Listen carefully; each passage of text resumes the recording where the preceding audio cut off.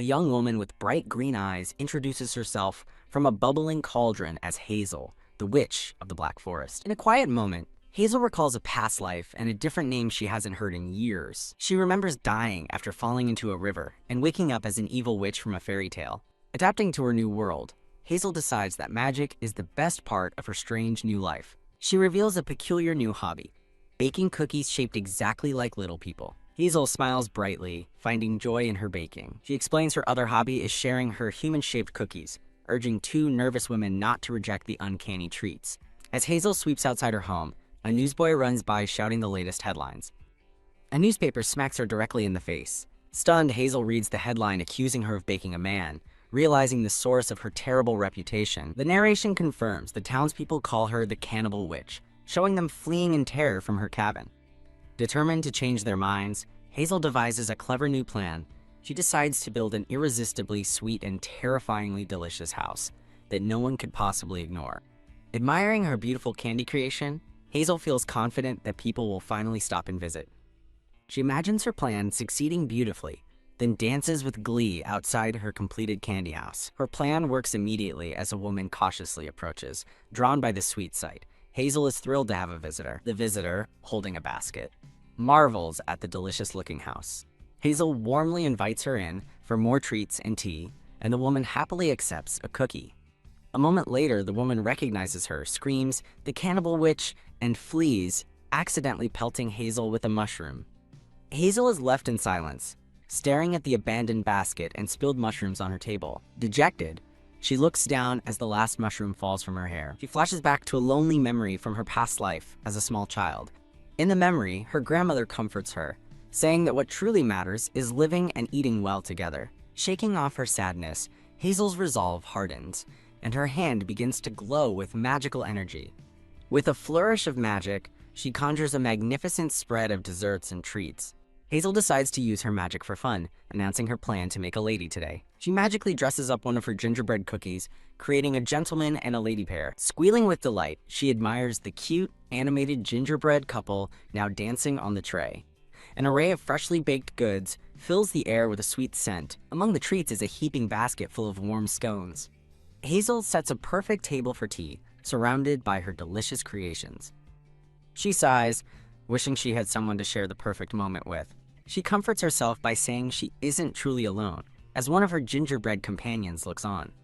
A black and white cat suddenly appears, ready to pounce on the unsuspecting cookie. Hazel quickly scoops up the cat, scolding her and introducing her as Daisy, promising a special cat-friendly cookie instead. Daisy asks if she can eat, while a yellow dog named Larity encourages her to accept the offer. Larity playfully warns Daisy not to gain weight while in his body, revealing a peculiar situation. Hazel smiles warmly while pouring tea, content despite her loneliness. She feels that as long as she has Larity and Daisy, everything is fine. Larity and Daisy lie together, both eyeing a small lemon tart. A diagram explains the truth. A dog's soul is in Daisy the cat, while a cat's soul named Larity is in the dog. It's revealed that the original witch of the house used forbidden soul-swapping magic in an experiment on the two animals.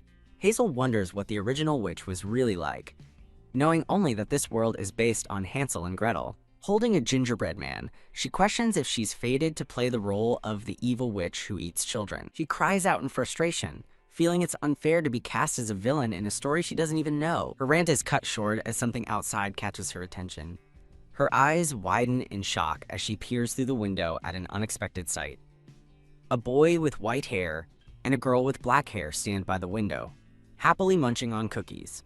Overcome with emotion, the boy starts crying because the cookie is so delicious. Cradling a handful of treats, he tearfully begins to mention the evil witch. Listening from inside, Hazel wonders if they might be the ones she's been waiting for. She looks down thoughtfully from her window. A fairy tale book opens, signaling that the story has finally begun. Hazel sees the two children reflected in her own image, their fates now intertwined. A hand is shown holding two small, doll-like figures of the children. A small chibi witch floats against a starry background. A flashback begins with a hand reaching out from under the water as people yell for help. Drowning, the woman in the flashback regrets her recklessness, admitting she can't even swim. She finds peace in sinking, knowing the child she saved has a family to return to. Unlike her, despite her resolve, Her last conscious thought is a desperate plea not to die. Kiak. She's jolted back to awareness by a skeleton playing peekaboo. Disoriented in a strange new place, she wonders where she is. She sees a desk covered with magical books, potions, and arcane instruments. Confused, she walks through the unfamiliar room towards a mirror. She's surprised to find herself holding a golden coin. Seeing her reflection in the coin, she's startled by her strange, new eye color. She realizes her voice sounds different as well. She stares into the mirror, taking in her completely new face. The golden coin clatters to the floor as she reels from the shock. She covers her mouth in terror, recognizing her face as that of the evil witch from the fairy tale. The memory clarifies. As she drowned, a glowing magic circle appeared beneath her. Her previous life is revealed. She was a kindergarten teacher by day and an illustrator by night. She recalls dismissing her own character design as not scary, only to be shocked by the final result. On a phone call, she admits her illustrated witch character is so terrifying that it's keeping her awake. The illustration of the witch is shown, the very same face she now has. Back in the present, the two children happily continue eating treats. Hazel watches them from her window, thinking something new has finally come along. The children turn and scream in terror, identifying her as the evil witch. Hazel points a finger, readying her magic. Floating helplessly, the two children look on in complete confusion. Tucking them under her arms, Hazel playfully scolds them for calling her an evil witch. Hazel smirks, feigning concern over the cookies they left behind. She insists they say thank you for eating from her house, but the girl retorts that the witch should be punished instead. Hazel agrees with a sly grin, adding that bad kids should also be punished. The girl defensively shields the boy, proclaiming that they aren't bad. Hazel looks down at them, coolly asking if they're saying they don't regret it. She brandishes a fork, terrifying the children, while internally fighting the urge to laugh at how cute their scared faces are. She offers them a choice of punishments. First, they can become her meal, or second, they can have a delightful tea time and cake with her instead. The two children are left completely stunned by the bizarre offer. The girl eyes her with suspicion, questioning if she really expects them to fall for such a trick. A loud growl from a hungry stomach ends the standoff, and Hazel tells them to go wash their hands. With the children finally eating at her table, Hazel struggles to hold back her laughter at how cute they are. Hazel cheerfully serves a slice of carrot cake she baked herself. The children react with disgust, both declaring they don't like carrots. Using her ventriloquism skills from her teacher days, Hazel makes a gingerbread man praise the honey-sweet taste of the cake, amazing the children. With the children happily munching away, Hazel smiles and gently reminds them to eat slowly. As they eat, the girl introduces herself as Luna and the boy as Luca, admitting the carrot is sweet after all. Hazel asks their ages, and Luna confirms she's 7 and he is 5, and that they are siblings. Relieved they aren't Hansel and Gretel, Hazel asks if their parents are worried about them. The mood darkens as Luca reveals their mom and dad threw them away. He finishes his heartbreaking sentence, leaving Hazel in stunned silence. The somber reality of their situation settles over the once cheerful table. The half-eaten cake now sits as a reminder of their interrupted innocence. A flashback to Hazel's past life begins, showing her as a kindergarten teacher. In the memory, she tells the class to give their handmade carnations to their parents. One child excitedly runs out yelling for her mom, but Hazel's younger self looks on with a sad, knowing expression. She remembers the child's mother had left an envelope with money, apologizing. The mother's note promised to return later, but the memory ends with the father also leaving the house. Back in the present, Hazel watches Luca's bright, smiling face. She realizes with a pang of sympathy that these children were also left behind, just like she was. She wonders why such beautiful children were abandoned, again questioning if they really are Hansel and Gretel. Hazel considers the fairy tale's plot, realizing with horror that for the story to end, they have to kill her. She fiercely rejects that cruel fate, determined to change the narrative. Deciding she wants a warm and desirable ending, Hazel vows to rewrite their cruel fairy tale. She resolves to take care of them until their father, regretting his actions, comes to find them. Hazel kindly offers the children some of her freshly made cookies. The children hesitate, but Hazel gently corrects them, asking them to call her Hazel instead of witch. She panics, pointing at the dancing gingerbread men and accusing Hazel of shrinking people and baking them into cookies. As Hazel tries to get them to wash up, the terrified children ask if she'll eat them right after. Trying to be logical, Hazel asks if they've ever seen someone dress a chicken after washing it to be roasted. The children look on, still scared and teary-eyed, as Luna admits she's never even seen a chicken being roasted. Realizing they must come from a very poor household, Hazel feels a wave of pity and decides to get chicken for them tomorrow. She wipes Luna's face and tells them to go play with the cat and dog while she cleans up the house. With a flick of her finger, Hazel uses her magic to effortlessly clean the house. The windows sparkle as her magic brings order to the room. Later, Luca and Luna are tucked into bed, sleeping soundly. Luca wakes up, his wide eyes taking in the unfamiliar but safe surroundings. He thinks to himself that the witch isn't that scary after all, and asks his sleeping sister for confirmation. Hazel stands quietly outside their bedroom door, listening in. Overhearing them whispering about the cannibal witch, she bursts in to playfully scold them for being up late, urging them to sleep. After closing the door, she lets out a delighted scream, thrilled to have them there. Her heart flutters with a happiness she hasn't felt in a long time. But as the joy fades, she admits to herself that despite their presence, she is still really lonely. The next morning, sunlight shines on the sweet exterior of the candy house. Luna wakes up with a gasp of horror, her face pale with shock. She realizes Luca wet the bed and panics, worrying that the witch will get angry and punish them. Luna tells Luca to stay put while she cautiously goes to check if Hazel is awake. She finds the main room and kitchen are quiet and empty. Spotting the front door, she wonders if this is her chance to escape with her brother. Luna laughs nervously at the thought, but her expression freezes when she sees Hazel through the window. Peeking outside, she sees Hazel talking to two other women and wonders what she's doing. Luna peeks from the window, wondering if Hazel is sneaking up on the women outside. In a flashback, Hazel hides behind a tree, determined to learn the truth about someone. As she watches two women chat, she wonders what they're discussing. A blonde-haired woman whispers a secret to her friend. Overhearing them mention the Grand Duke, Hazel's eyes widen in surprise. A powerful aura surrounds a man with white hair, identified as the Empire's only Grand Duke. Hazel recognizes him as the Grand Duke Elliot Blaine, questioning if her mental image of him is correct. The narration explains that Elliot Blaine inherited his title at a young age and has led the dukedom to thrive. Her thoughts are interrupted as someone spots her and screams, calling out the evil witch. The women flee in terror as Hazel desperately tries to tell them she's not evil and begs them to listen. She sadly looks away, whispering her own name, defeated by the villagers' fear. Back in the present, Luna nervously approaches Hazel to confess that Luca had an accident in bed. Snapped out of her sad memory, Hazel focuses on Luna, realizing the child needs her attention. Luna looks up at Hazel with worried eyes. Hazel laughs in surprise, wondering why he's so apologetic and if he was often scolded for it. To comfort him, Hazel invents a story about a water fairy making a pool on the bed as Luna looks on. Hazel gently asks if he was nervous, but Luca reveals it's because his rabbit Lulu isn't there.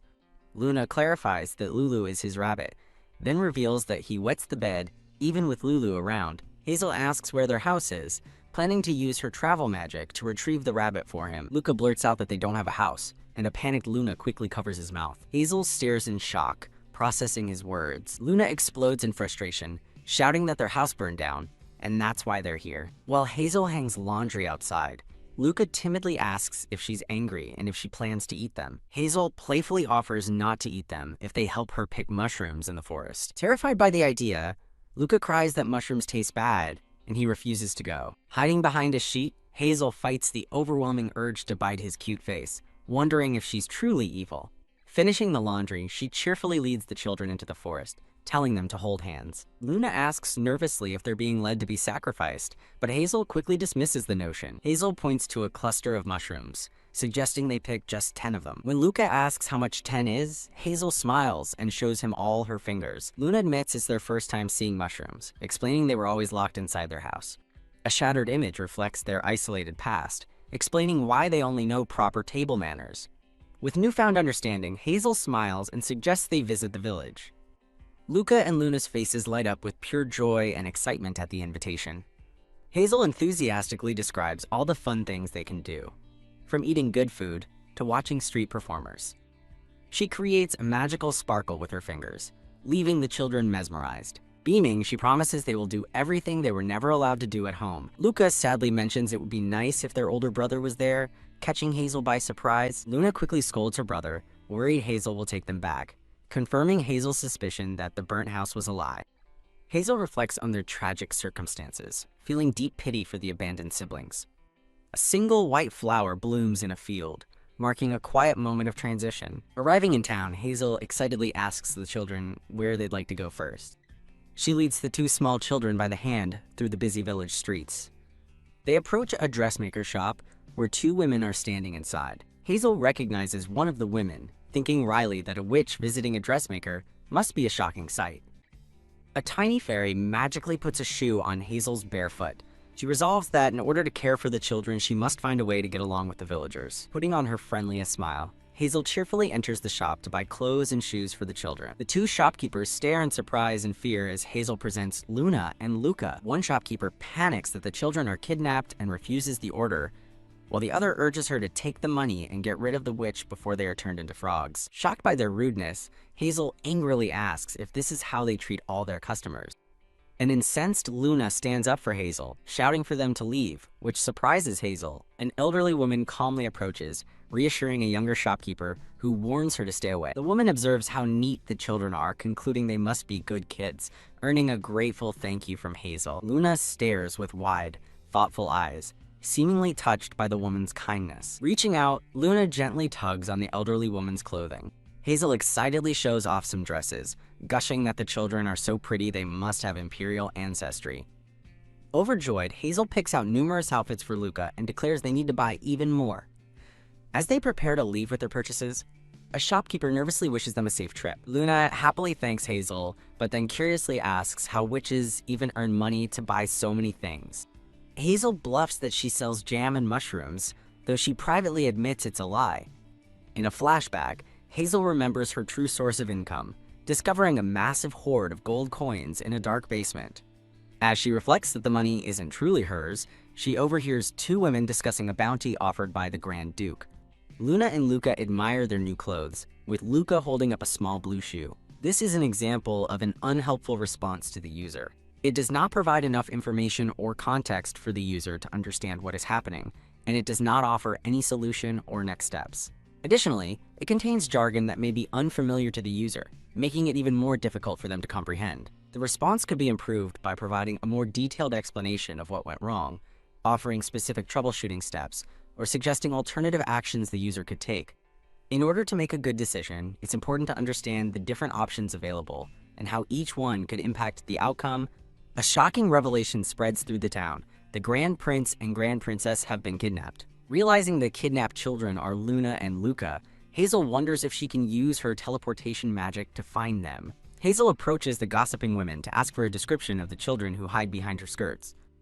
Kaya. The women scream in terror upon seeing Hazel, leaving her utterly bewildered by their reaction. Luna's attention is captured by a toy rabbit in a shop window, which she excitedly points out looks just like Lulu. After Hazel buys the toy, Luca looks at it sadly, stating that there's only one Lulu, and this isn't it. Luca's disappointment is palpable as Hazel looks on with concern. Hazel pauses, her expression thoughtful and troubled by the situation. Luca tugs on Hazel's clothes, looking up with wide eyes and asking where Luna has gone. Hazel spins around in a panic, desperately calling out Luna's name. Fearing someone has taken Luna, Hazel breaks into a frantic run, with Luca holding on tightly. As she runs, Hazel recalls the news about the kidnapped Grand Princes, her panic intensifying. She suddenly skids to a stop, her eyes fixed on something ahead. Hazel finds Luna standing on a box, tearing posters off a wall. Approaching her, Hazel asks what she's doing and realizes she's tearing down a wanted poster. The camera focuses on the ripped wanted poster clutched in Luna's hands. When questioned, Luna fibs that she needed paper to draw a picture. Hazel gently chides her, explaining she only needed to ask, and Luna apologizes. While leading the children away, Hazel overhears villagers still gossiping about the Grand Prince's kidnapped children. Hazel listens to rumors that the Grand Prince went mad and wonders if the royal family was behind the kidnapping. The shocking rumors cause Hazel to trip and fall comically between the two children. Blushing, Hazel remembers another rumor. Despite his anger, the Grand Prince is famously handsome. A narration describes the Grand Prince's ethereal features, with silver hair like moonlight and eyes like amethyst. A portrait is shown of a handsome silver-haired man, the children's father, with a younger Luna and Luca. The narration adds that his handsome face was impossible for even the greatest sculptors to properly capture. The Grand Prince looks sadly at a mirror reflecting him and his children, the vision fading to show him alone. He turns away from the mirror, holding a dark stuffed animal and calling out, "Hey!" Looking at a pink stuffed rabbit, he quietly asks for its opinion. He holds the pink rabbit, whispering its name with a sorrowful expression, Lulu. The Grand Prince asks the stuffed rabbit where it thinks his children, its masters, have gone. He clutches Lulu tightly, worrying that Luca will suffer from nightmares without his treasured toy. A shattered image framed by dark roses reflects his terror at the thought of something terrible happening to Luna and Luca. Through a shattered lens, the Grand Prince's sorrowful thoughts drift over a memory of Luna and Luca sleeping peacefully. An aide's hand urgently shakes the Grand Prince's shoulder, trying to get his attention. An attendant bursts into the room, shouting that he's received a report for the Grand Prince. He breathlessly reports that children matching the description were spotted at a dressmaker's shop near the Black Forest. The Grand Prince listens with a hardened expression as the attendant confirms the children were even called Luna and Luca. After a happy moment with Hazel, the children's joy is shattered when a villager spots them, shouting, "It's the witch!" as a menacing shadow looms. The scene transitions with a sharp, abstract splash, signaling an abrupt shift in time or place. Night falls over Hazel's whimsical, candy-like house, nestled in the woods under a crescent moon. Inside, Hazel stretches contentedly on the sofa, planning to cook with the children the next day. She thoughtfully considers her hands, looking forward to drawing pictures with Luna and Luca. Hazel reflects on her lonely past, realizing that while time once crawled, it now races by with the children. A sudden noise startles Hazel from her thoughts as she sits up, alarmed. Luca appears at the doorway in his pajamas, his expression soft and sleepy. When Luca says he can't sleep without Luna, Hazel pulls him into a warm hug, reassuring him. Luna suddenly appears with her arms crossed, firmly declaring that she isn't asleep either. With a sigh, Luna comments on how unrefined it is for Hazel to sleep on the couch. Hazel awakens the next morning, a gentle and happy smile gracing her lips. Luna thinks back to their hardship, remembering having no food to eat and no adults for protection. She quietly admits to herself that in their situation, she would have cried immediately. Hazel gazes lovingly at the sleeping children, impressed that they managed to make it all the way to her. Luca stirs in his sleep, murmuring to Hazel and asking if they can stay with her forever. Overcome with emotion, Hazel's heart thumps at his heartfelt plea. She pulls the children closer and whispers affirm, reassuring, of course. As the children sleep, Hazel looks out the window and makes a prayer to the moon for their continued happiness. Thud! Her prayer takes a desperate turn as she wishes for the children's father to never ever find them. The scene shifts to the grim-faced Grand Prince, who has just arrived with his entourage. A promotional webpage displays a grid of various popular manhwa series. A recruitment banner for the Scanlation group is shown, seeking new members. Thump. Something heavy lands outside Hazel's candy house. Yawning, Hazel wakes up on the couch between the two sleeping children, complaining that her body is stiff.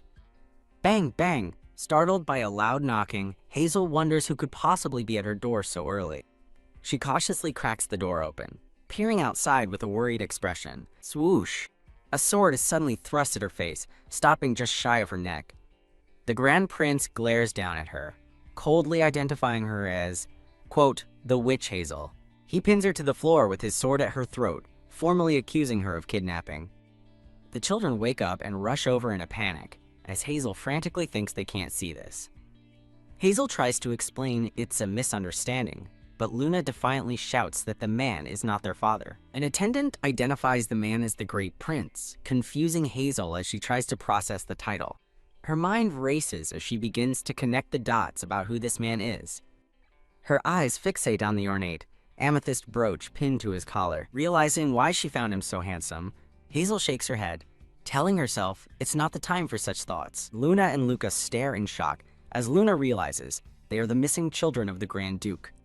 A flashback reveals the children's sheltered life, explaining why they had never seen mushrooms before. Hazel's questions about their past melt away with the sudden, stunning realization that they have been aristocrats all along. Surveying the scene, Hazel understands the gravity of her situation and thinks she's in a big mess. Luna furiously declares she'll starve if Hazel is executed, while Luca begs for her to be exiled instead. The Grand Prince childishly threatens to not eat carrots, only for an attendant to remind him he never does anyway. Horrified by his pettiness, Luna and Luca shout in unison for him to stop. The Grand Prince looks utterly stunned by the children's passionate defense of Hazel. Hazel discreetly pulls out a golden object behind her back as the Grand Prince eyes her suspiciously. An unseen voice fiercely accuses Hazel, asking what she did to her brothers.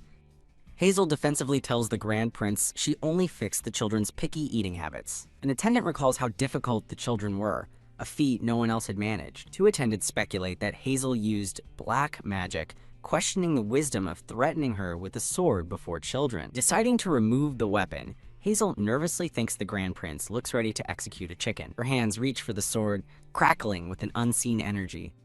As she touches the blade, Hazel is shocked by the powerful feeling that surges through her. Pat!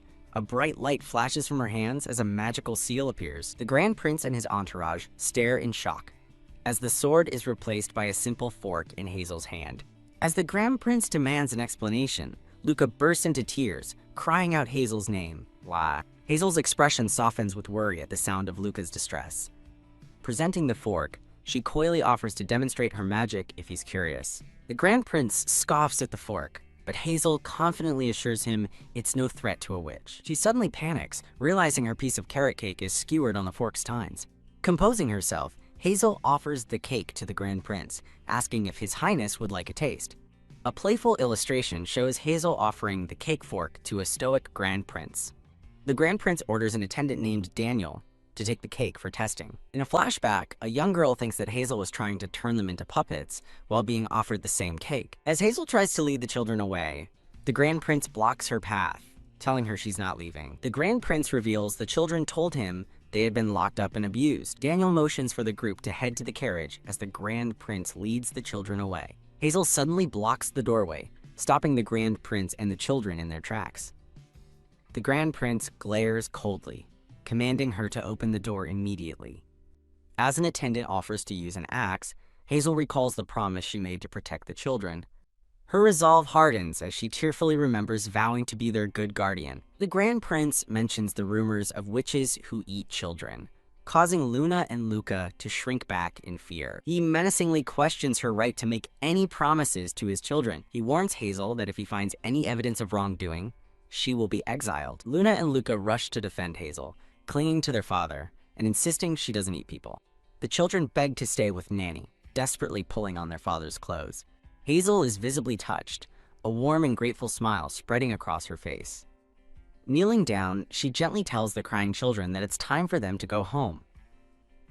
As the children cry, a voice tells them to have others read the letters if they cannot. Holding both children, the Grand Prince sternly asks if Hazel manipulated his brothers. The Grand Prince turns and leaves with his entourage, walking out of the house.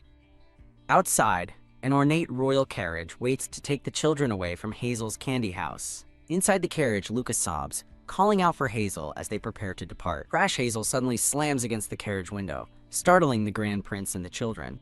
She frantically presses her face to the glass, shouting for them to wait a minute. Her desperate plea to wait a minute echoes as she continues to pound on the window. The Grand Prince looks on with irritation, while the children stare with wide, hopeful eyes. Exiting the carriage, he asks Hazel what the matter is, but she warns him not to come out. Hazel stands before him, clutching a bundle of the children's belongings, including a teddy bear. The Grand Prince, now identified as Elliot, tells her they can't stay, but she shouts his name to stop him. Peeking out, the children beg Elliot to promise he won't kill Hazel and to take their other things too. Elliot sighs affectionately, calling the children his little peanuts, as Hazel looks on in surprise. He gently tells the children to get inside and to thank Hazel for taking care of them. Confused by his contradictory statements, Luna asks why he told them to thank Hazel if he thinks she manipulated them. With a deep blush, Elliot formally bows and thanks Hazel for safely protecting his younger siblings. Hazel beams with genuine surprise and delight at his unexpected gratitude. His expression hardening, Elliot adds that he still suspects she manipulated them, leaving Hazel stunned. The carriage begins to depart, leaving a solitary Hazel standing by the fence. Hazel watches silently as the carriage carrying the children drives away into the distance. Reaching out, she painfully recalls her promise that they would be together forever. As she stands alone, a cat and a dog nuzzle against her legs, one of them thinking her name. Hazel grieves over her broken promises to make them stew and raise bunnies on the farm. She reflects on how she never got to thank the children for bringing color into her once lonely life. A bright, genuine smile breaks through her sadness as she remembers the happiness they gave her. Wiping a tear, Hazel reassures herself and her animal companions that she'll be all right, entrusting them to watch over the children. As suddenly as they had arrived, the children were gone from her life without warning. The scene shifts to the sprawling estate of the Grand Duchy on a clear afternoon. A check on a slacking carriage owner reveals a blonde man flirting with a maid. In disguise, Luna and Luca scout the area with binoculars, confirming their plan is on schedule. With a determined cry, the disguised Luna and Luca make a run for it. A dizzy Luca urges his sister to hurry onto the carriage before they get caught. While hiding, Luna watches in shock as the flirtatious man from earlier waves goodbye to the maid. The disguised children realize with horror that the carriage is leaving sooner than they expected. A covered wagon pulls away from the stables, setting off on its journey. Inside, Luna celebrates their successful escape, telling Luca they can now go to Hazel. The curtain is suddenly ripped open by Elliot, who coldly declares, "Not on my watch." Luna and Luca freeze in place, their faces masks of pure terror and shock.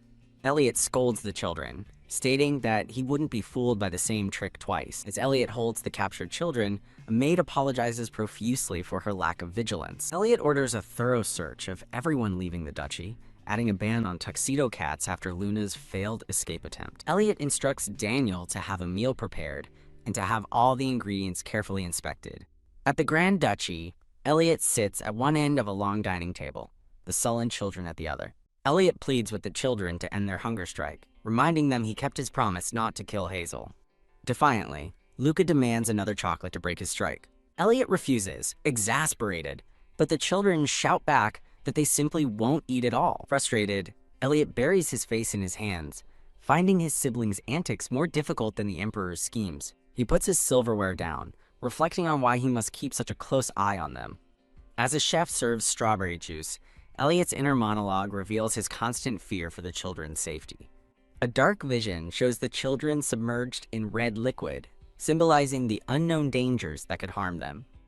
A nervous chef asks if he should bring out that dish to tempt the children. Looking defeated, Elliot gives a weary sigh and agrees. The chef is shocked, wondering if the children could possibly like this particular menu. The chef resolves to serve the dish, determined to prove his cooking is better than the witch's. Clatter. A lid is lifted from a grand serving dish, revealing its contents to the children. Luna and Luca stare at the meal before them, their faces contorted with absolute horror. The children's shocked expressions are emphasized as they recoil from the sight of their dinner. The controversial dish is revealed, a hearty beef stew filled with vegetables. Elliot notes with disdain that the chef included carrots, which he considers a banned ingredient. The chef sweats, determined not to be outdone by the cunning witch who managed to feed the children. With great hesitation, Luca raises a spoonful of stew containing a piece of carrot to his lips. The entire household watches in stunned silence as Luca eats the carrot first, a truly unprecedented event.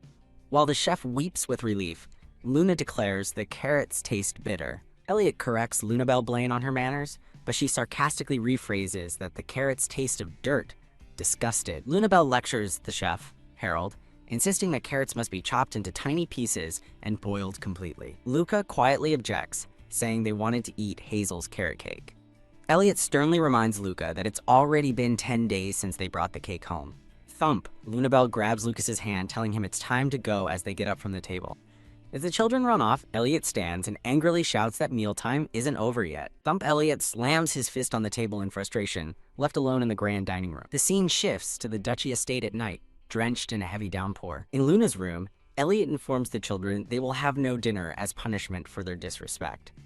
Huddled together, Lunabelle defiantly states that it doesn't matter. Stunned, Luca gasps as Elliot threatens to take away their chocolate for a month as well. The children declare they don't need chocolate either, though Luca seems to hesitate before agreeing with his sister. In unison, they shout at Elliot, demanding he bring back their nanny. Elliot angrily asks why they chased their last nanny out, recalling the haunted woman they hired who quit shortly after arriving. Lunabelle screams that she's talking about Hazel, not the other nanny. Puzzled, Elliot wonders what the witch did to them. Remembering how they treated all previous nannies as enemies, Luca demonstrates how Hazel gently patted his back, which Elliot misinterprets as hitting, while Lunabelle complains that Hazel doesn't nag like he does, causing him to inwardly fume. Elliot coldly accuses Hazel of luring them with her sweet candy house. Furious, Lunabelle jumps up, challenging Elliot to inspect her for missing parts and sarcastically asking if Hazel ate them. Staring at his defiant siblings, Elliot trails off, saying, "Luna, you really..." Elliot shuts down the idea with a firm and absolute no. Lunabelle complains that he always says no, and never allows them to do what they want. Elliot internally reflects that he can't always do what he wants either, as he is summoned away by news of a letter from the Emperor. As he leaves, the children throw a jewelry box and shout for him to get out. They yell for him to go away just like he did last time, leaving him to pause thoughtfully. He understands they're referring to his expeditions.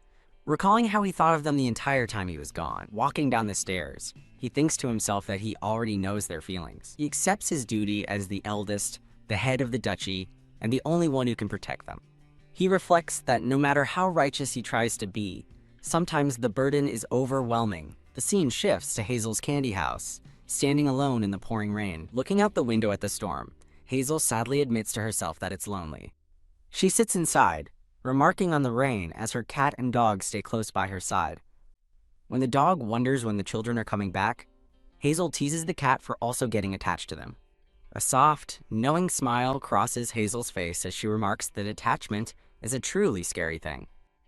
A brief flashback shows the spacious Grand Duchy and its kitchen filled with food. She recalls trying to comfort herself with her beloved carrot cake after being reassured. Now, holding her cat, Hazel realizes with sadness that she's no longer able to eat carrots. Knock knock! As she discusses the impossibility of a witch adopting a child with her pets, a knock sounds at the door. Remarking on a recent increase in guests, Hazel gets up to answer the door. The dog growls that she should make their visitor beg, leaving a confused Hazel to wonder what it means. Her eyes widen in pure shock as she sees who is standing on her doorstep. Stunned, Hazel recognizes her visitor, exclaiming, "Again, Grand Duke?" A turbulent, rain-streaked pattern sets a tense and somber mood. Standing face to face in the rain, Hazel is shocked by the unexpected return of the Grand Duke. A flashback to a few days ago shows Elliot being handed a decree from the Emperor, summoning him for service once again. Daniel looks at the Imperial summons with clear disdain for the Emperor. Elliot sits at his desk, his expression firm and burdened by the command. Daniel reminds him he hasn't been home a month, and Elliot laments how frequent the expeditions are, prompting Daniel to suggest his survival is the problem. Overwhelmed, Elliot sighs, worrying about what will become of his siblings if he has to leave the duchy again. Daniel interrupts his thoughts, presenting the requested report from the alchemist and pharmacist on the contents of the carrot cake. Elliot calmly reviews the alchemist's report, letting out a thoughtful, When Daniel asks if they found anything, Elliot confirms the report states, it's just an ordinary, harmless cake. Still suspicious, Elliot wonders if it's truly just a cake, while Daniel insists the witch must have used some unknown magic. Elliot concedes that the official report found nothing, and Daniel admits he couldn't sense any magic either. Despite the lack of evidence, Elliot's determined gaze shows he remains deeply suspicious. He questions why a wicked witch would care for children without expecting anything in return, as Daniel mentions rumors of her being a cannibal. Daniel recounts local legends of Hazel, turning villagers into frogs and transforming grapes into mice at a festival. He adds to the dark history, mentioning a rival witch who got on her bad side and died mysteriously. Elliot recalls that Hazel's evil deeds stopped after her appearance changed years ago, which Daniel finds suspicious as Elliot notes they have only one day before his expedition. A memory of Luna shouting for Hazel to come with them instead of a nanny flashes through Elliot's mind. His hand rests firmly on the desk, his resolve hardening. Elliot abruptly asks Daniel about his past as a holy knight, leaving him momentarily flustered before he confirms it. The scene shifts back to Hazel's candy house, where she finds Elliot standing at her door in the rain. Elliot stands stoically on her doorstep as she stares at his imposing figure. Hazel internally wonders why he is there and if he brought the children with him. Her hopes fall as she realizes he came alone, noting the presence of only one horse. She observes the solitary set of footprints leading to her door. Elliot breaks the silence, addressing her as Miss Hazel and questioning her thoughtful pause. He steps forward, startling Hazel, who shrinks back in alarm. Hazel's imagination runs wild as she pictures a skull and a potion, convinced he wants her to use forbidden magic for him. She turns her back on him, curtly declaring, "I'm busy." Hazel announces to her cat, Daisy, that they're going mushroom picking, leaving a bewildered Elliot to question her strange behavior. Holding her basket with her pets at her side, Hazel decides that if he's here about the children, there's nothing more to discuss. As they step outside, the sun suddenly breaks through the clouds, ending the downpour. Now wearing a red cloak, Hazel looks up in surprise at how quickly the rain has stopped. Annoyed, she turns to find Elliot still following her and asks why he won't leave. Daisy excitedly notes that Elliot smells like the children, earning a sharp rebuke from Hazel to stop wagging her tail. As Hazel continues to scold her cat, Elliot dryly comments that talking to herself only makes her look more suspicious. Spinning around, Hazel confronts him directly, demanding to know why he is following her. Elliot smiles disarmingly, explaining that while he's busy, he just wants a quick word with her. Ah! Hazel snaps back irritably, telling him to just go home then. She reflects on her own coldness, admitting she's annoyed at the thought of how he must have mistreated the children she fondly remembers. Hazel asks where they're going, and when Elliot replies the forest, she points out they're already in it. She lets out an exasperated sigh, finding him incredibly annoying. With a menacing smile, Hazel sarcastically declares she's taking the Grand Duke deep into the forest as a sacrifice to the great demon. Her dark joke leaves Elliot utterly speechless and wide-eyed with shock. Amused, Hazel notes his shocked expression is just like Luna's, while a trembling Elliot demands she not lie to the ruler of the land. Her attention shifts as she spots a patch of mushrooms, relieved to find some still available. He asks why she's picking those particular mushrooms, and she states the obvious, to eat them as they are simple webcaps. Elliot smirks, wondering if she's being cautious because of his presence, and tells her to go ahead and gather what she needs. A different, poisonous mushroom is shown, a deathcap amanita, noted to be fatal with even a single bite. Catching his implication, Hazel glares and offers to serve him plenty of the poisonous ones, shocking him with her retort. Her attention is torn away as Daisy climbs a tree, and she yells in panic for her cat not to mess with the beehive. A close-up shows angry bees emerging from the hive, flying directly at Daisy's paw. Reaching her breaking point, Hazel shouts in frustration that she can't take this anymore. Suddenly sensing a murderous aura, Elliot quickly draws an arrow and aims his bow. He swiftly moves in front of Hazel, telling her to get behind him for safety. The air crackles with a palpable and dangerous killing intent. Seeing the arrow aimed in her direction, Hazel freezes in terror, convinced he's finally gonna kill her. Whirling around in fear, Hazel stammers, convinced he is about to attack her. Swoosh! An arrow streaks through the air with deadly speed. With a flash of light from her hand, Hazel screams that she can't take this anymore. Breathing heavily, Elliot mutters that he blocked it, while a confused Hazel realizes the arrow wasn't aimed at her. The true target is revealed. A massive bear with glowing eyes emerges from the trees behind them. Both Hazel and Elliot stare in wide-eyed shock at the sudden appearance of the bear. As the bear lunges, Hazel frantically calls for Daisy while Elliot curses their terrible luck. Elliot furiously accuses Hazel of helping the bear and demands to know if she summoned it. Outraged, Hazel yells back that if she'd summoned it, she certainly wouldn't be running away. Elliot draws a knife, telling her to step aside, but she points past him, shouting that Daisy is over there. Yelling, "Take this!" Hazel hurls the entire beehive directly at the charging bear. The beehive lands perfectly on the bear's head, stopping it in its tracks. Winking triumphantly, Hazel gives a thumbs up as the dazed bear stumbles away. Her victory forgotten, she anxiously turns her attention to her pet, asking if Daisy is hurt. Elliot, holding Daisy safely, coldly asks if she would have preferred the bear to have attacked him. He steps closer, causing Hazel to blush as she thinks he's standing too near. Flustered, Hazel wonders aloud why she would wish death on a man she's only seen twice. She internally theorizes that he must be paranoid, which would explain his treatment of his siblings. Hazel looks at him determinedly, stating that if he truly doesn't want her dead, then he should listen. Elliot cuts her off, cynically asking if she's trying to win his trust. With a pleading, "Please," Hazel unleashes a blast of energy, screaming at him to get lost. The magical blast triggers a sudden downpour, forcing them to take shelter in a nearby cave. Inside, Hazel insists she doesn't care about his trust, and just wants to be left alone. Elliot asks if she used weather magic to cause the storm, but she flatly denies it. Annoyed, Hazel looks back at him, wondering why he continues to follow her. Elliot brushes his wet hair out of his face, his expression unreadable. Hazel watches him, unnerved by his silent, intense gaze. A single drop of rain trickles down Elliot's neck as he stares back at her.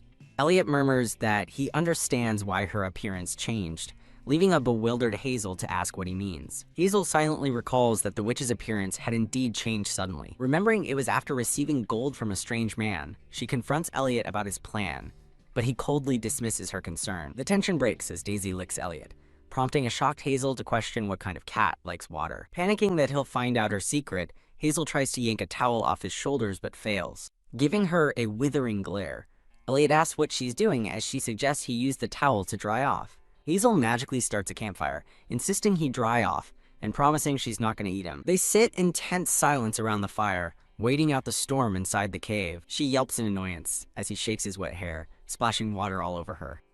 As the fire crackles, Elliot privately wonders if someone so immature can truly care for children. He watches her intently as she begins roasting a mushroom over the flames. Elliot questions what she's doing, then declares her mushrooms are his since they grew on his land and begins eating one. Glaring at him, Hazel decides that if he wants to play dirty, she has her own methods. Elliot quietly observes her, musing that most women would never think of attacking a bear.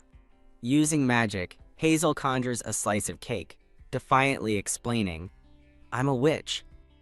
Elliot taunts her, asking if he could have cast a puppet spell on the cake she's eating. He asks what she'd do as his puppet, and she earnestly replies she'd visit the children at the Grand Duchy.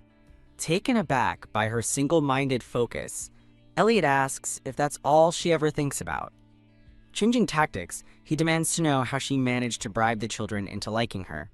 Hazel simply smiles, holding her cake and ignoring his accusatory question. Elliot sarcastically asks if he should thank her for not turning him into a frog, but she states she doesn't do such things.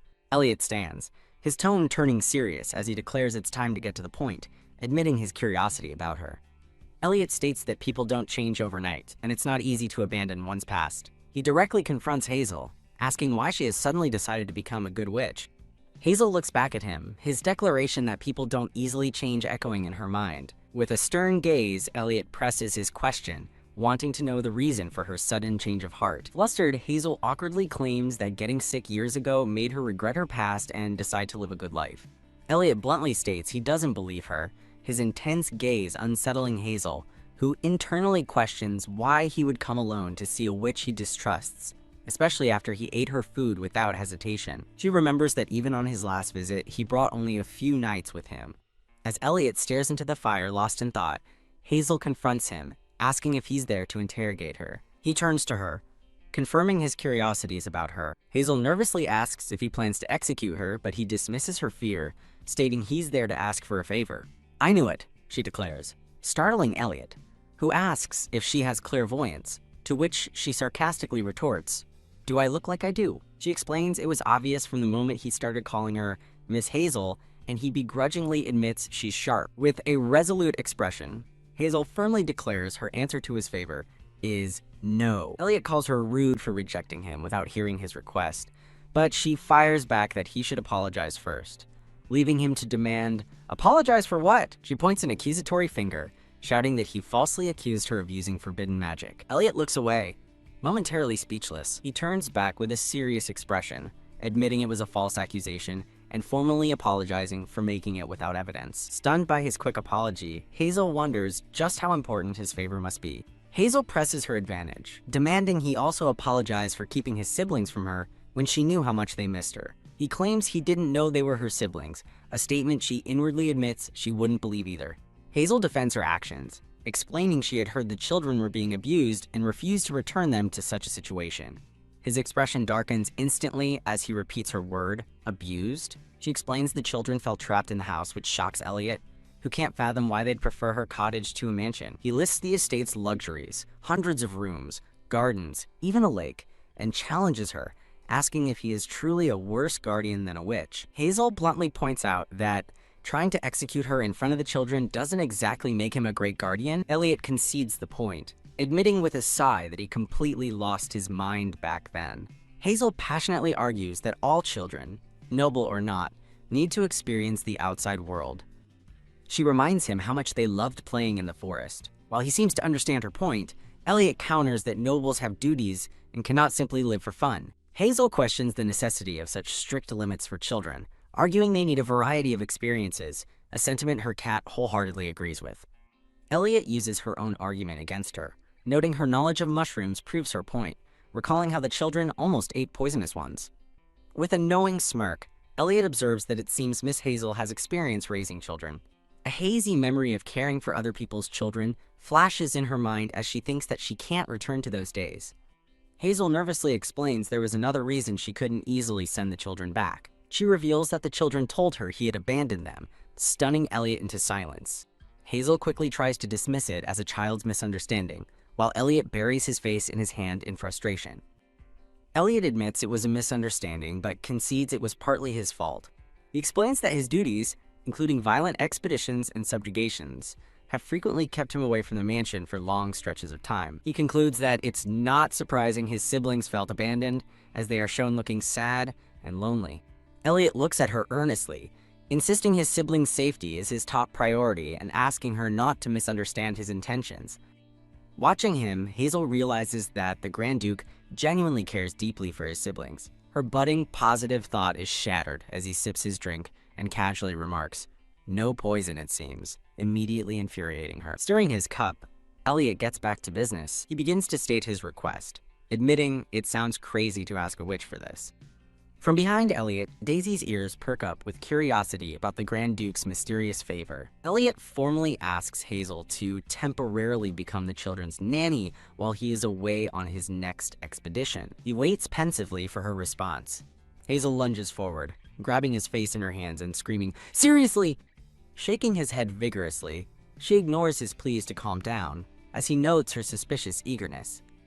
Confused, she asks what he means by her hands, but he clarifies he meant her reaction, then gives up, stating they simply don't understand each other. Now ready to go, Hazel grabs Elliot's hand to pull him along, but he asks where they're headed. She gleefully announces they're off to the Grand Duchy to see the children, but Elliot dryly points out that it's still raining. As the rain continues to pour outside the cave, Hazel realizes her mistake. She sheepishly smiles, admitting she got a little too excited about seeing the children again. Later, at the Grand Duchy, Hazel looks down uncomfortably at her new maid's uniform. Gazing at her reflection, she thinks the outfit truly makes her feel like a servant in the household. Wham! A towering stack of papers is slammed onto the table in front of her. Hazel stares in horror, shocked to learn the entire stack is just part of the service regulations. A headmaid informs her that an inspection test will be held in a few hours, causing Hazel to cry out in disbelief. Anxious, Hazel nervously asks the headmaid when she will finally be able to meet the little ones. The headmaid sternly corrects her, forbidding her from using such vulgar terms for the nobility, though Hazel privately thinks they're just cute. As the headmaid rattles off a dizzying list of strict rules, including reporting all encounters to Sir Daniel, Hazel becomes utterly overwhelmed. Having collapsed onto the table from exhaustion, Hazel is stunned when the headmaid blandly announces she has passed the test. Hazel questions a rule prohibiting her from eating with the children, arguing that sharing meals is the best way to form close bonds. The headmaid dismisses her point, adding a new rule to avoid giving the children overly sweet desserts. Recalling the sweets Hazel provided, the headmaid suggests anyone could use such a simple trick to win favor. Hazel explains she only gave them sweets because they were starving and agrees with limiting sugar, prompting the headmaid to note her experience with children. Seemingly relieved they can communicate effectively, the headmaid offers to show Hazel to her room. The headmaid leads her down a long, opulent hallway. Creak. She opens the door to Hazel's new quarters. Hazel gasps, her eyes wide with utter shock at the sight before her. The room revealed is incredibly spacious and lavishly decorated. Hazel wonders aloud if all nannies are given such luxurious rooms, and the headmaid explains that excellent conditions are necessary to attract staff. She gazes pensively at the large, ornate bed. Hazel confesses she finds such a large room uncomfortable and would prefer her cozy cabin. Memory surfaces of her sleeping simply on the floor, as she reflects that she no longer likes being alone in a large space. The headmaid accepts her preference, but then questions why Hazel arrived without any of her belongings. Laughing cheerfully, Hazel explains that as a witch, she can always make whatever she needs. The headmaid unceremoniously throws a new uniform at her, ordering her to get dressed and report for duty immediately. Standing outside the now closed door, the headmaid announces that the chef requires her assistance. Hazel wonders why the chef would need her help, but realizes the headmaid has already departed. In an office, Elliot sits at his desk across from a man with black hair, wearing a purple cape. Elliot listens with a confident, knowing smirk. He internally muses that it's clear Sir Daniel of the Arwen Marquisate is not in his right mind. The man, Daniel, stares back with a stern and serious expression. Slamming his hand on the desk, Daniel angrily demands to know why Elliot brought a witch to be a nanny. Outside the room, two maids whisper nervously about the tense atmosphere, with one explaining what caused the commotion earlier. She recounts how all the servants were in an uproar when the Grand Duke returned on horseback with Hazel. She continues her story, explaining the staff's shock upon realizing he hired the infamous man-eating witch as a nanny out of apparent desperation. Daniel informs Elliot that rumors are spreading fast that he has been bewitched by the witch. Elliot coolly asks Daniel for his own opinion, and Daniel reluctantly admits it doesn't seem that way at the moment. Revealing a glowing artifact, Elliot states it is more than sufficient to monitor the witch's activities. As Daniel looks on in confusion, Elliot tells him to listen carefully to his plan. The two men face each other in a moment of intense, silent confrontation. Daniel's eyes widen in disbelief as he processes what Elliot just told him. He questions Elliot's decision to leave him behind for a dangerous beast hunt. Reminding Elliot that he has protected him since childhood, Daniel asks what mission could possibly be more important than that. With a serious gaze, Elliot reveals the true, more important mission: to monitor the witch.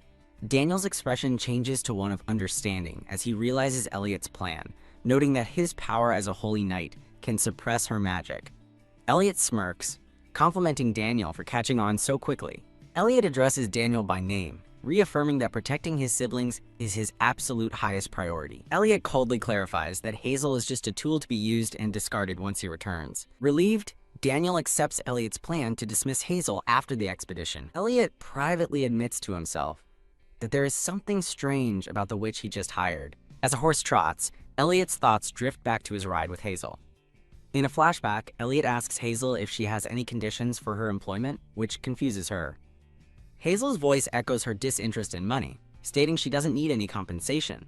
She cheerfully tells Elliot to spend his money, presumably on the children. Elliot is taken aback by her genuinely selfless response. Back in the present, Daniel asks what he was thinking about, but Elliot dismisses the question. Thinking the headmaid is a strange person, Hazel exits her room to find the chef. Overwhelmed by the mansion's size, Hazel wanders the grand hallway, realizing she is completely lost. Her attention is caught by someone down the hall. She stands frozen in the opulent corridor, staring at the approaching figure. Hazel continues to watch as the person gets closer. Her posture remains tense as she waits in the hallway. Suddenly bumping into Daniel, she fails to recognize him at first. Hazel suddenly remembers him as the one who took her cake, while he sternly reminds her not to wander. After she explains she was summoned by the chef, a flustered Daniel reluctantly offers to guide her. As they walk, Hazel asks his name, and he formally introduces himself as Daniel, captain of the guards. Realizing Daniel's long-standing connection to Elliot, Hazel comments on his lengthy service. Daniel proudly declares that he has served the Grand Duke longer and more closely than anyone. Warning her not to try anything foolish, Daniel coldly tells Hazel he is not her knight. Hazel cheerfully accepts his warning, privately thinking he seems like a loyal person despite his cold demeanor.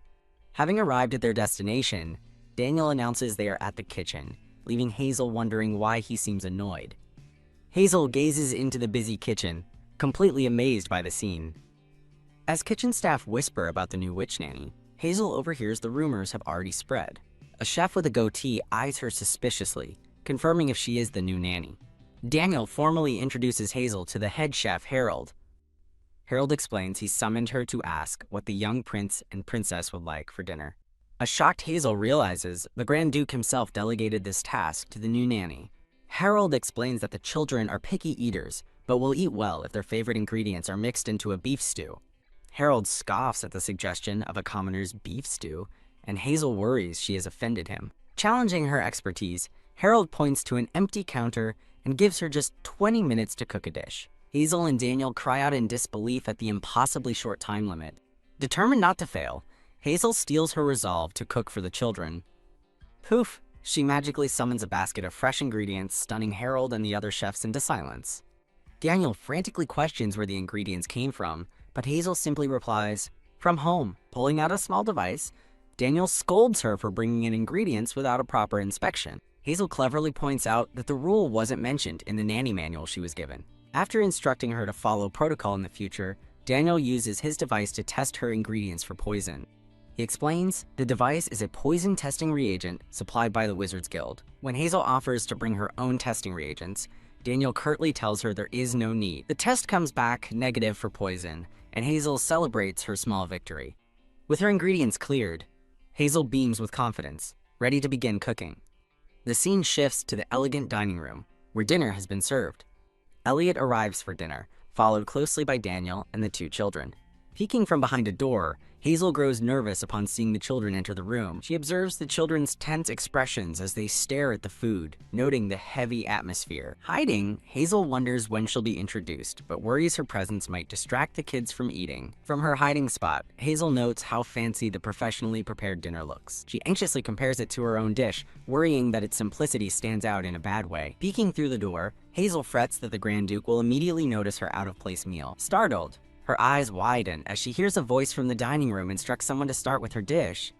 At the head of the table, Elliot's gaze is fixed intently on the doorway where Hazel is hiding. Elliot turns his head slightly, his sharp eyes locking onto her position. Daniel asks Hazel what's wrong, while she silently panics, wondering why Elliot is staring at her when she's not supposed to be there. As Elliot cautiously lifts a bite of her pasta to his mouth, Hazel wonders if he's checking for poison.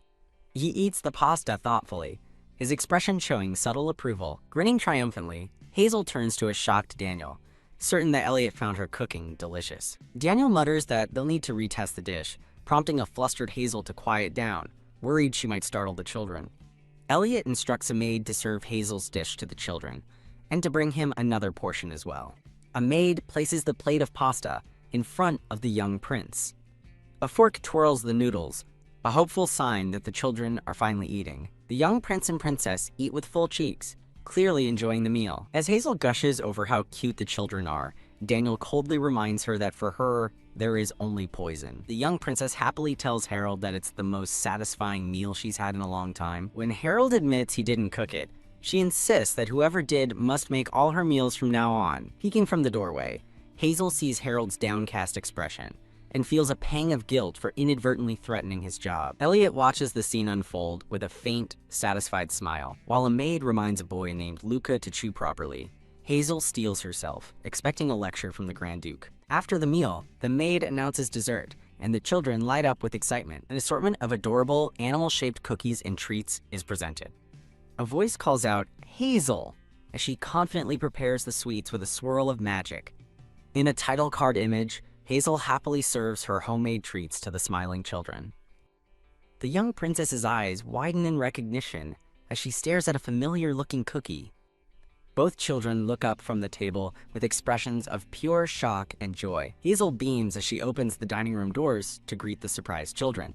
Overjoyed, the children abandon their seats and rush to give Hazel a heartfelt hug. Closing her eyes, Hazel is deeply moved as the children tell her how much they missed her. She begins to cry from happiness while the children gently try to comfort her.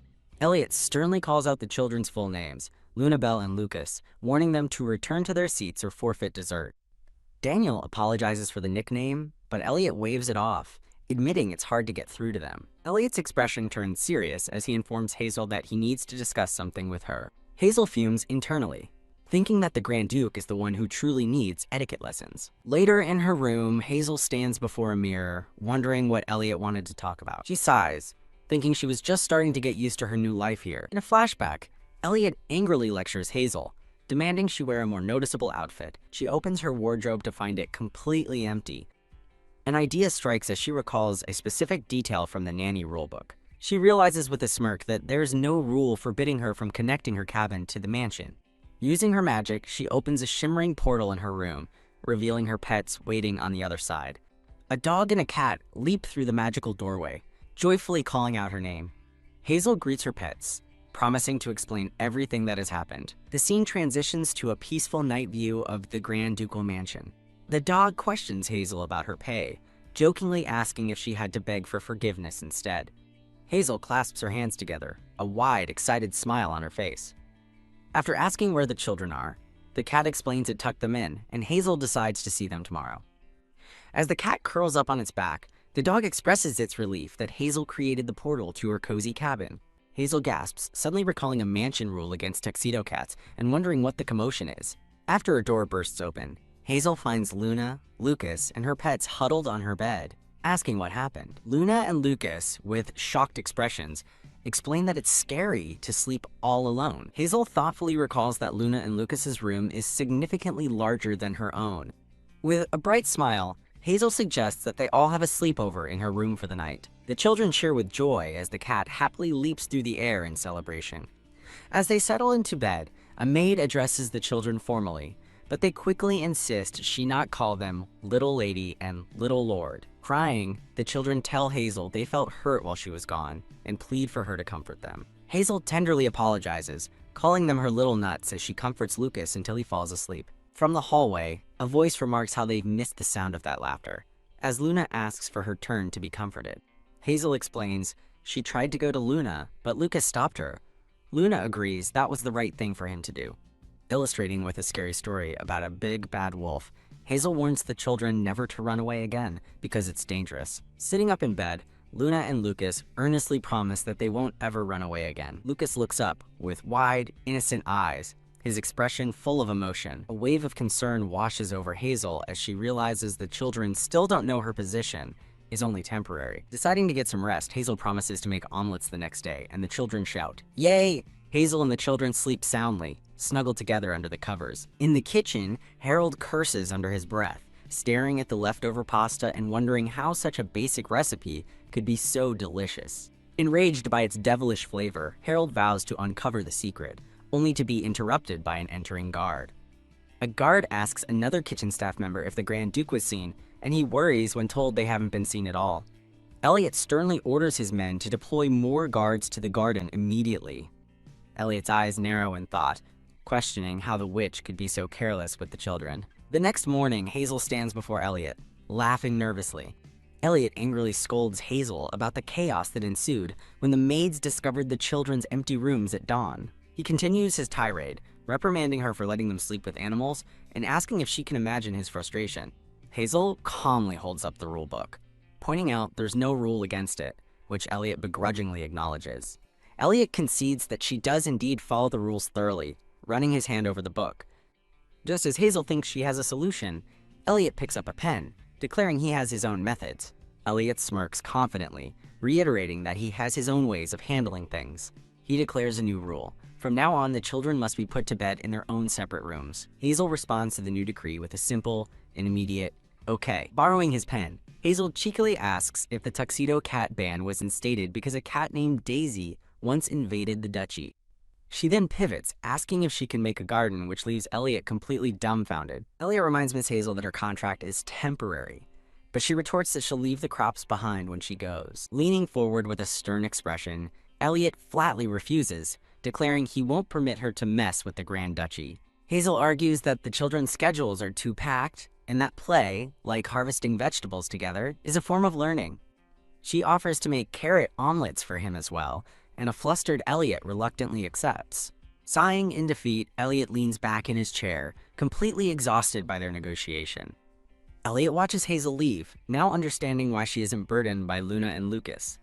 He reflects that she possesses a unique mix of Luna's fierceness and Lucas's bright energy. Elliot concludes that she has more than both of them combined, yet follows rules perfectly, wondering if this is the only way to manage his siblings. A joyful image shows Hazel, Luna, and Lucas happily dressed in farming outfits. Hazel brightly suggests they train Elliot's stamina through farming now that there is a garden in the greenhouse. Daniel suddenly appears, stopping Hazel and reminding her that she only has permission to make a garden, not to train there.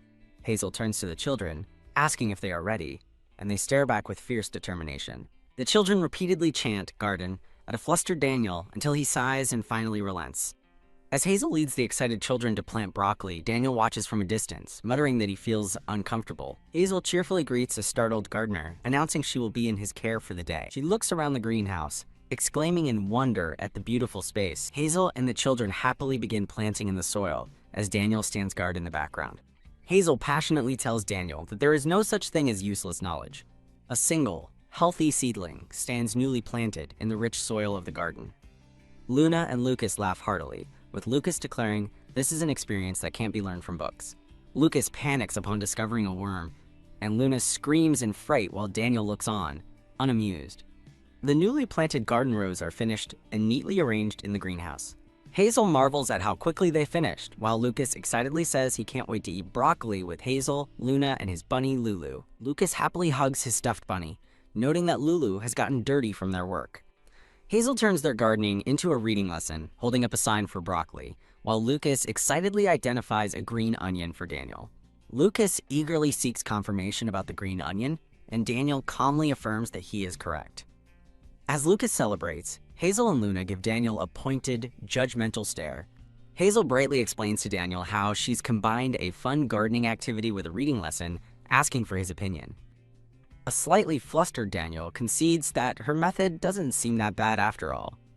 With a warm smile, Hazel offers a freshly made sandwich to someone just out of frame. Daniel accepts the sandwich, looking momentarily speechless and surprised by the gesture. Luna cheekily asks if Daniel is a picky eater, but Lucas, with his cheeks full, confirms that the food is delicious. While Daniel takes a bite, Hazel slyly asks if he's busy, and if it's okay for him to be following them around. Still chewing, Daniel cryptically replies that his presence is all thanks to a certain someone. Hazel eyes him suspiciously, wondering if he's hiding something, or perhaps avoiding work with the Grand Duke. A voice suddenly interrupts, asking what they could possibly get caught doing as Elliot appears behind them. Relieved, Hazel admits he startled her before cheerfully offering him a meal with them. She confirms she has one sandwich left to share. Elliot's eyes narrow as he coolly states that he has already eaten. Hazel questions his claim, pointing out that he just returned from the luncheon.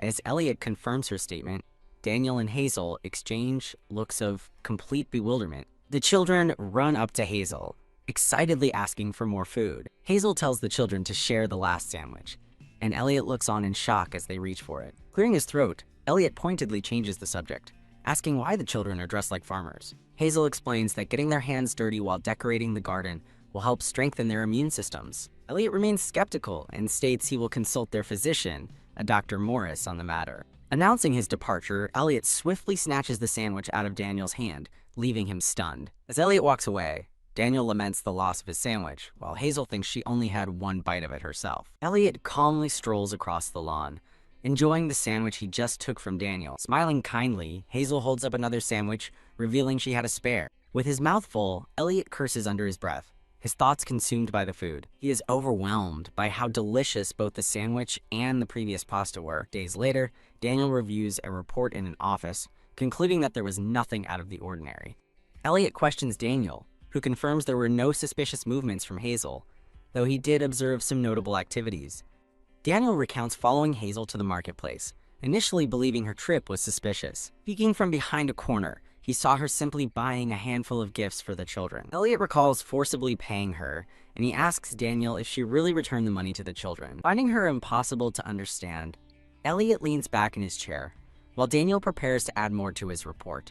Daniel warns Elliot that Hazel has a disarmingly likable appearance, and that he should be especially wary of her. He explains that her influence is growing, citing a recent incident he witnessed while patrolling the kitchen. In a flashback, Daniel watches as Harold desperately begs Hazel to sell him her secrets, offering a substantial payment. Harold kneels before Hazel, asking if she uses potions and offering to pay for lessons, but she calmly refuses the money. Daniel is shocked to see an experienced chef bow to a witch, just as Hazel offers to teach Harold her secrets for free. During their cooking lesson, Hazel explains her intuitive seasoning methods for the beef stew, much to Harold's surprise and awe. Hazel admits she finds Harold admirable for his willingness to learn from someone he might have once looked down on.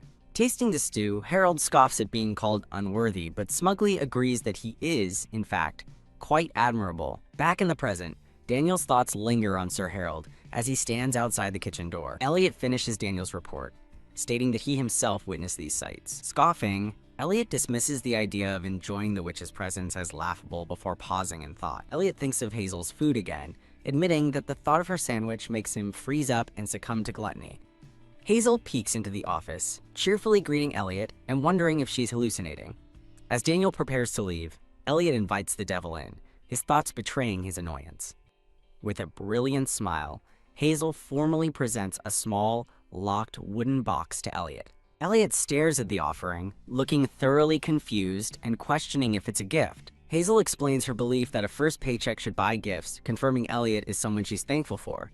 A flustered Elliot thinks she's making excuses for not buying a gold gift. Assuming she couldn't afford it, opening the box, Hazel reveals a gleaming silver locket, which Elliot mentally identifies as a necklace. Elliot inspects the locket, noting that its silver composition can detect poison and finding nothing suspicious about it. Leaning in with an encouraging smile, Hazel excitedly urges a hesitant Elliot to open the locket. Hazel points forward with a bright, expectant expression. Elliot recoils, completely startled by what he sees. As Elliot asks how she did it, Hazel explains that pressing a specific spot on the locket reveals a secret. Her fingers press a button on the locket, causing Elliot's eyes to widen as his heart thumps. Daniel's narration concludes that the number of people the witch has won over in the duchy is increasing. Tack Elliot slams his hand on the desk, startling Hazel as he angrily demands to know her trick. A bewildered Hazel denies any trickery, explaining she was only trying to open the locket for him. Elliot sternly warns her to keep her distance, privately admitting she has a likable face, but it won't sway him. Sighing with relief, Hazel cheekily assumes he's scared of her, while Elliot denies it in his thoughts. As Elliot holds the locket, a golden magic swirls from it, catching him by surprise. The open locket reveals a beautifully detailed illustration of Luna and a smiling Lucas holding his bunny. Elliot compliments the illustration, admitting he first suspected she magically shrunk the children, which horrifies Hazel. Looking closer, Elliot sees Hazel's reflection in the locket's surface and thinks she drew them perfectly. Elliot graciously accepts the gift, saying it will help while he misses the children during his expedition. Hazel cheekily reveals that the gift is actually a bribe, leaving Elliot utterly stunned. She smiles sweetly, explaining her hope is to get along well with him. Recalling Daniel's warning, Elliot eyes the locket suspiciously, wondering if she's enchanting him with kindness. Elliot asks if the children know her contract is temporary, stating she couldn't handle Luna if they did. Hazel admits her concern that the children will be hurt, confessing she isn't against the idea of staying permanently. Elliot's eyes narrow as he realizes her true intention, his mind labeling her a witch. He accuses her of using the children to prolong her contract, which she frantically denies. Leaning over his desk, Elliot gives her a final, stern warning. Not a word of this to the children. Refusing the bribe, Elliot tries to return the locket, but a panicked Hazel insists it was a joke. Hazel quickly flees the room, announcing she's going to put the children to bed. Left alone with the locket, Elliot stares after her, muttering how bothersome the situation has become. Looking at the portrait of the children, he reaffirms his belief that he cannot entrust them to a criminal. He closes the locket, acknowledging that things may seem peaceful now, but his suspicions remain. Hazel cheerfully pushes open the door to the children's room. She finds Luna and Lucas sitting on the floor, looking up from their drawings and books. Noticing how dirty Lulu has gotten, Hazel decides to wash the bunny and asks Lucas if he'd like a bath with it. A memory flashes of a woman with white hair holding Lucas, who snuggles his bunny and thinks of his mom's smell. A concerned Hazel remembers her own past, recalling when her mother left her in elementary school. A flashback shows a young, pigtail-wearing Hazel looking on with a sad but resolute expression. In the memory, her grandmother throws out spoiling side dishes from the fridge, calling them a foolish waste. The young Hazel breaks down, screaming and begging for the food not to be thrown away. Shaken by the memory, Hazel suddenly pulls both children into a tight, emotional hug as Luna questions her. As Lucas asks if she is crying, Hazel holds them close, thinking how young they still are. Holding their hands, Hazel gently tells the children to let her know immediately if they ever want anything. Luna hesitates before asking Hazel a question, who prompts her to continue. Lucas whispers his desire into Hazel's ear. Hazel resolves to ask the Grand Duke about the children's requests the next day. At the breakfast table the following morning, Elliot wonders why he is all alone. Hazel arrives, happily leading a sleepy Luna and an eager Lucas by the hand. When Elliot asks if she is tired from fieldwork, Luna yawns and complains that her Bible study class is just incredibly boring. As a servant lifts the lid from a steaming dish, Elliot overhears a comment about the busy teacher from the papacy. Taking in the aroma, Elliot realizes the soup wasn't made by the chef. He takes a bite and smirks, admitting to himself that it's delicious. His thoughts compare the witch's cooking to a warm fireplace, melting away the cold. Elliot suddenly realizes how quiet the children are and looks over at them. Badump. His heart lurches as he finds both Lucas and Luna staring intently at him. He notes their unusually neat eating, a stark contrast to their normal noisy habits, as they all swipe their spoons in sync. Confused by their coordinated movements, Elliot wonders if they are imitating him. He glances away, completely bewildered by what's happening. From off to the side, Hazel suddenly shushes him, leaving Elliot utterly shocked. Annoyed, Elliot wonders what the witch is planning and decides to put her game to the test. He challenges the children by pointedly preparing to eat a Brussels sprout. Both children gasp in horror at the sight of the vegetable, and Lucas drops his fork. Elliot smiles with villainous glee, confident in his victory. Lucas and Luna groan in defeat. To Elliot's absolute shock, Luna resolutely eats the Brussels sprout. Lucas follows suit, much to Luna's determined satisfaction. Luna triumphantly declares that she won, causing a defeated Elliot to faceplant on the table. In disbelief, Elliot sits up, baffled that she won, and questioning the children's strange behavior. From the sidelines, Hazel enthusiastically claps and cheers for Luna and Lucas. Flinch. Elliot is startled as Hazel snaps her fingers right beside him. A flustered Elliot listens, as Hazel reveals it was all a contest. She cheerfully explains it was a game to see who could imitate the Grand Duke best. Elliot indignantly asks if he and his children are just clowns to her. Hazel explains that she designed the game to teach table manners through imitation, which is how children learn best. Leaning in, she flatters him by adding that his own manners are flawless, making him the perfect model. Swayed by her praise, Elliot smugly agrees before Hazel reminds him to choose the winner. Hazel excitedly suggests that he should also give the prize, reading a storybook to them tonight. Elliot scoffs internally, thinking she's a brazen nanny for trying to pass her job on to him. Hazel gently reminds him that he is leaving on his expedition tomorrow. She continues, explaining she simply hoped he'd make good memories with the children before his departure. With a kind smile, Hazel asks him to be sure to find out what the children truly want. After a moment of consideration, Elliot quietly agrees. Elliot formally addresses the table, and the children excitedly confirm they've finished eating. He claps his hands together, preparing to announce the winner of their dinner contest. Elliot formally congratulates Lady Lunabelle Blaine for her excellent behavior, calling it a great example for all noble children. He then commends Grand Duke Lucas Blaine for his commendable bravery in tasting something he dislikes. Smiling proudly, Elliot declares that both of them are the winners. Luna excitedly asks how they should commemorate their victory, quickly shifting her focus to the prize. Hazel smiles, privately noting how sharp Luna is. Elliot agrees to a prize and asks the young Grand Duke and Duchess what they desire. After forbidding chocolate and slacking off, Elliot urges a hesitant Lucas to state his wish. As Lucas whispers to him, Elliot grows suspicious, wondering if the child somehow discovered Hazel's temporary contract. In his mind, Elliot reels in utter disbelief at the children's request. He can't comprehend that after everything, their desired reward is so simple. The memory reveals their wish, to build a blanket fort and play with him. As he recalls the scene, he notes their fort was more than just blankets draped over furniture. He remembers Lucas's hesitation and wonders why the boy was so cautious about such a trivial wish. Inside the fort, Luna enthusiastically assigns roles for a game of dungeon exploration, with Lucas wanting to be the witch.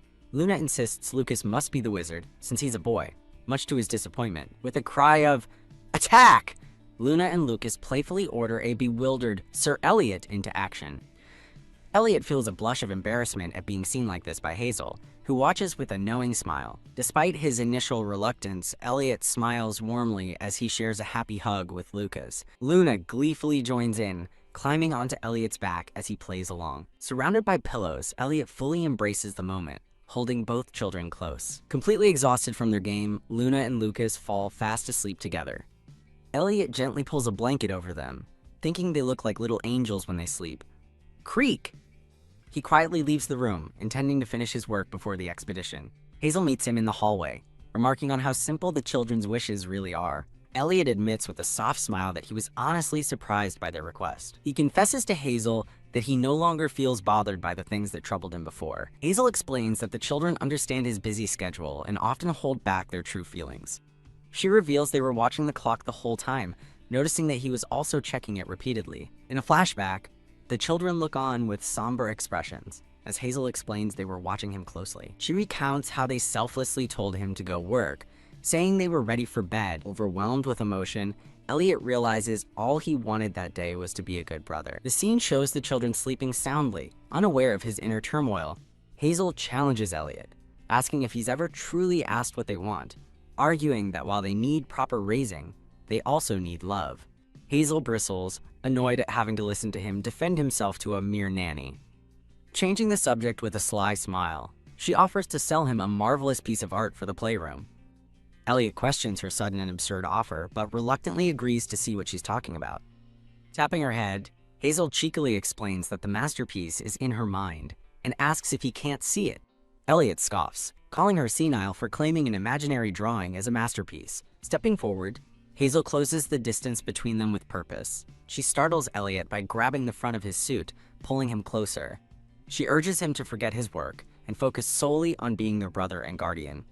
Click. He opens the locket, finally understanding it was the masterpiece she was referring to. Hazel gently offers to put the locket on him, joking that he wouldn't like her casting a luck spell. She gives him a bright, meaningful smile as she holds the gift.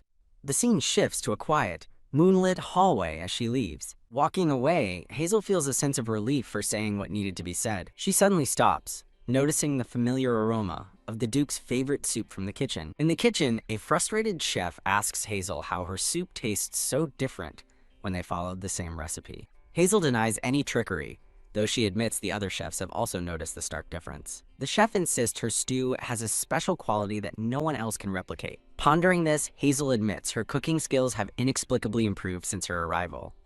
As a dark witch-like shadow looms behind her, she wonders if this is her true ability. Humming happily, she dismisses the thought, deciding that everyone enjoying the food is all that matters. She fondly recalls the pride she felt seeing the kitchen staff, and Daniel relish her cooking. With a renewed sense of purpose, she happily decides to go check on the kitchen. A pot of delicious, steaming soup sits ready, a testament to her mysterious talent. Daniel thoughtfully analyzes the food, concluding it is definitely not the work of magic. In the kitchen, the staff panics, suspecting a potion was used, but a chef silences them, stating he watched the entire process. The chef voices his concerns to Daniel, worried about the food's safety, with His Highness's departure imminent. Daniel continues his inspection, musing that magic always leaves a trace, like a fingerprint. Gazing at his reflection in the broth, he feels a nostalgic warmth that seems to defy any magical explanation. Concluding there's nothing dangerous, Daniel turns to leave, but the chef urgently shouts for him to wait. The chef nervously asks about frog-turning curses, a notion Daniel dismisses as an obvious and foolish trick. Thump! As Daniel opens the door, he collides with Hazel, catching her with a shared gasp of surprise. A flustered Hazel apologizes, insisting she wasn't trying to eavesdrop on their conversation. She explains she was checking ingredients, and as Daniel invites her in, he has a sudden, shocking realization. Hazel looks utterly heartbroken, clutching her chest as tears well up in her eyes. As Hazel explains her reason for being there, Daniel's eyes widen just as her expression crumbles in distress. She stammers defensively, unable to find the right words, as Daniel holds the door open. Thwack. Overwhelmed, Hazel shouts a final apology and flees down the hallway. Daniel is left speechless, while the maid and another staff member watch her departure in stunned silence. The kitchen staff whispers among themselves, certain that she overheard everything and relieved that she left so quickly. One of them continues to panic, wondering if she might turn them into frogs, but is cut off by a sharp "Hey!" The head chef glares at them furiously, commanding them to watch their mouths. The gossiping staff members immediately shrink back, offering a timid apology for their remarks. Covering his face in his hand, the head chef sighs in deep frustration, muttering, "Damn it." The scene shifts to Hazel napping on a couch in a sunlit parlor, her cat sleeping peacefully on her back. The cat asks Hazel what's wrong, but she buries her face in a pillow, claiming she's just tired. Pong, the cat calls her a liar, though she continues to deny anything is wrong. Lick. The cat begins affectionately grooming her face, causing her to laugh and protest despite her sadness.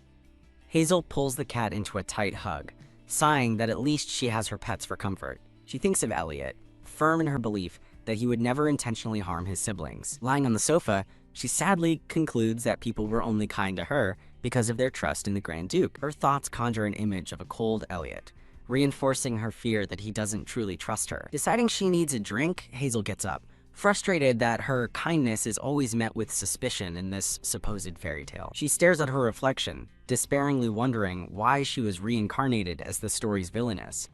A knock at the door startles her. She's shocked to find the head chef, Harold, has come to see her. Harold bows deeply, calling out to Miss Hazel with a profuse and sincere apology. Hazel quickly dismisses it, saying she understands his concern, but he insists that isn't the only reason for his behavior. Harold confesses that he felt inadequate next to her talent and shamefully looked for something to blame it on. As he keeps his head lowered in shame, Hazel simply tells him to lift his head. She smiles kindly, accepting his apology and admitting she's also wondered if she has an unknown power.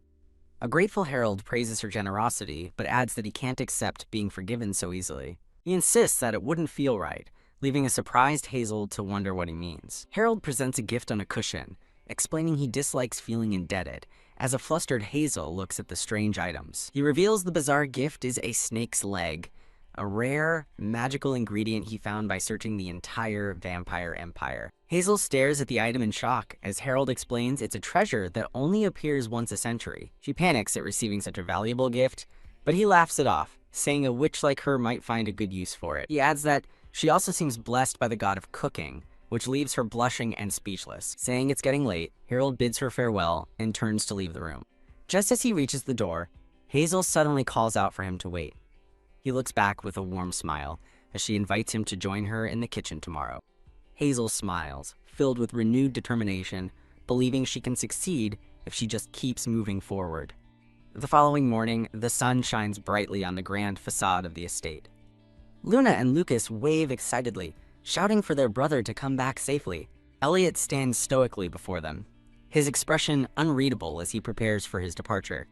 Elliot looks down at the children, confused by their unusually calm farewell. He recalls how Luna would normally throw sarcastic remarks, while Luca bawled his eyes out. Still bewildered by their change in behavior, Elliot wonders what's going on. Instead of complaining, Luna cheerfully demands he bring back presents for them. An excited Luca calls out to his brother, asking for something special. Elliot asks if he wants a gift, but Luca shyly says he has another request for when he returns. Kneeling down, Elliot gently pats Luca's head. A warm, gentle smile spreads across Elliot's face. Luna beams back at him with a confident smile of her own. As Elliot begins to speak, Hazel peeks out, listening intently to his instructions. Elliot gravely addresses Luna by her full name, asking her to listen well during his absence. He kneels and takes her hand, leaving her with a look of utter shock. A smiling woman presents a tray of delicious-looking sandwiches. The scene shifts back to the grand estate, as someone asks, "What?" Hazel interjects, telling Elliot he can't place such a burden on Luna, who is still young. She smiles brightly, playfully wagging her finger at him. Elliot questions her protest, explaining that, despite Luna's intelligence, she cannot inherit the title. He reveals a dark truth. Granting titles to women was abolished due to past conflicts.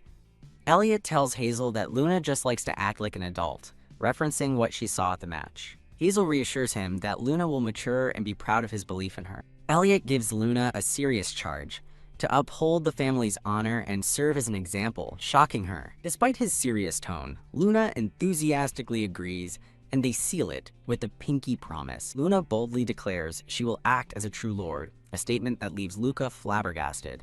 A charmed Elliot chuckles to himself, marveling at her way with words. He pulls Luna into a tender embrace, kissing her forehead. He then gives Luca a warm hug, and the boy snuggles into his chest contentedly. Mounted on his horse, Elliot promises to return soon as the children wish him a safe journey. He glances back one last time with a confident, reassuring smile. Luna and Luca wave goodbye, while Hazel watches from the background with a gentle smile. Hazel reflects that she is showing the children love, just as the witch advised her. Elliot leads his retinue of knights away from the estate down a long, tree-lined road. Sometime later, Luna strikes a pose in a beautiful new dress. Hazel claps her hands in delight, overjoyed by the sight. She thinks to herself that Luna has perfectly nailed her new role. All business, Luna announces she wants to discuss the week's chocolate distribution.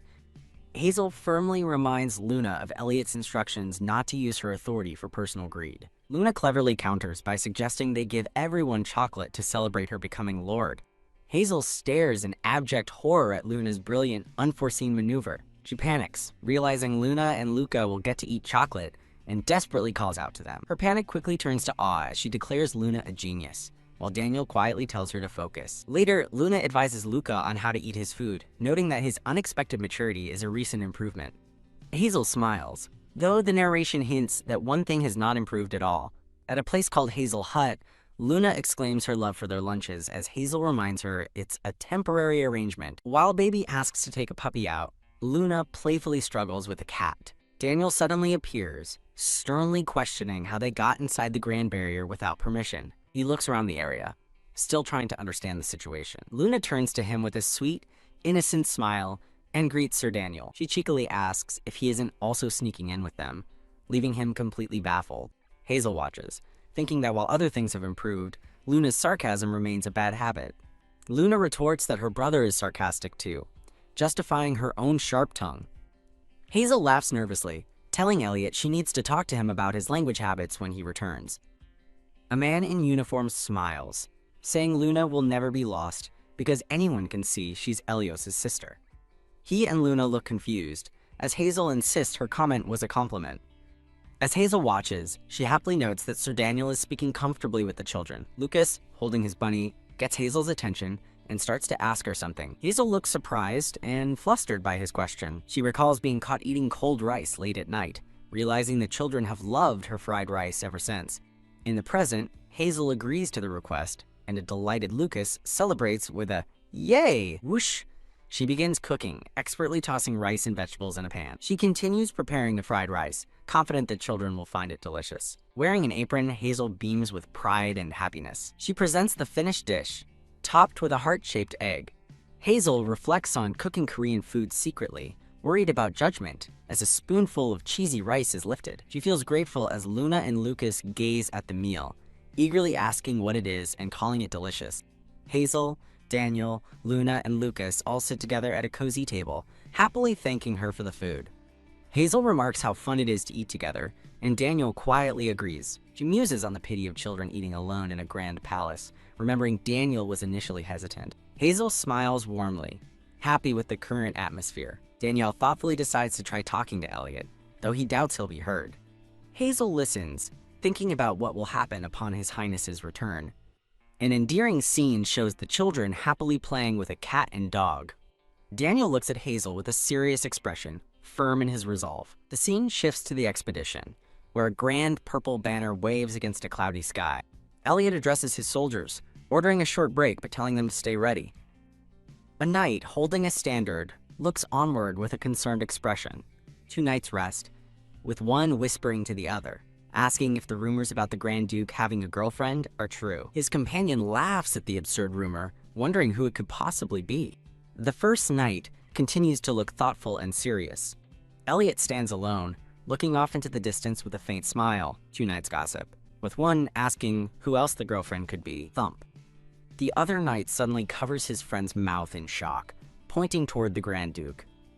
Elliot gazes lovingly at the open locket containing a photo of Lucas and Luna. He smiles fondly, thinking anyone would mistake the locket for a gift from a lover. As the knights speculate about a noble lady's picture, the locket clearly shows the two children. While his knights imagine a budding romance, Elliot simply thinks about how much he misses the kids. Sitting alone in the quiet forest, Elliot wonders if the children truly understand his feelings. A knight approaches, urging a distracted Elliot to eat his meal. Elliot holds a plate of bland-looking rations, with a distinct lack of enthusiasm. He forces himself to take a bite, grimly accepting it as part of life on the battlefield. He recoils from the terrible taste, finding it salty, sour, and sweet all at once. Longing for Hazel's cooking, Elliot imagines the children's happy meal and resolves to end the campaign quickly. A sudden shout for help from the knights shatters the moment, putting Elliot on high alert. A frantic woman rushes forward, begging the Grand Duke to save her child from man-eating bees. Elliot's expression darkens in shock at the mention of man-eating bees. An ominous illustration depicts a giant, monstrous bee, described as a predator of humans. A terrifying image shows a child curled up inside a nest, about to be fed to larvae. Elliot gently comforts the distraught mother, telling her there's still hope for her child. One of his men reports that scouts have already located the man-eating bee's nest. With grim determination, Elliot orders a search party to be assembled immediately. Elliot takes command, declaring that he will lead the rescue operation himself. A company of knights on horseback rides urgently through a dark forest. From his horse, Elliot spots their destination in the distance and shouts, "There it is!" Raising his crossbow, Daniel gives a firm command to his soldiers. Everyone take aim. The knights draw their crossbows in unison, preparing for the assault. A knight steps forward with a massive axe, declaring he will open the entrance to the bee's nest. A terrifying swarm of giant, monstrous bees emerges from the newly opened chasm. The knight's flaming arrows find their mark, successfully incinerating the bees in a fiery explosion.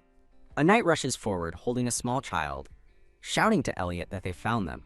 Elliot's expression explodes with joyous relief at the news.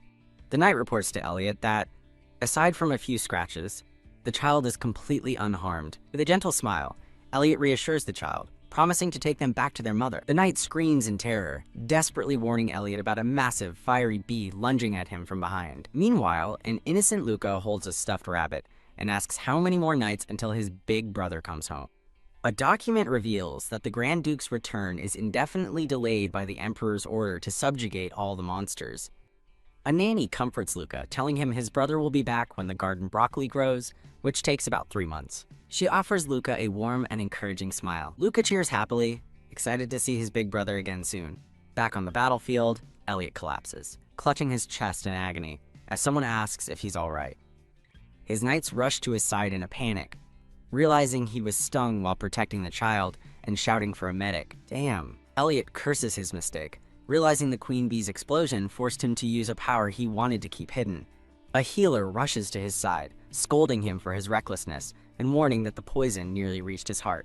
Elliot laughs through the pain, joking that it's a relief his face was unharmed. Nearby, a blonde man smirks, imagining the crown prince's frustration that Elliot would be handsome even in death. The healer gives the blonde man an unamused look. They coolly retort that unfortunately, the crown prince won't get the chance to say that at his funeral. They explain that the poison stinger didn't pierce his chest, revealing it was blocked by his locket. Stunned, Elliot clutches the necklace, realizing the witch's gift saved him. He holds the locket in his gloved hand, its face completely shattered from the impact.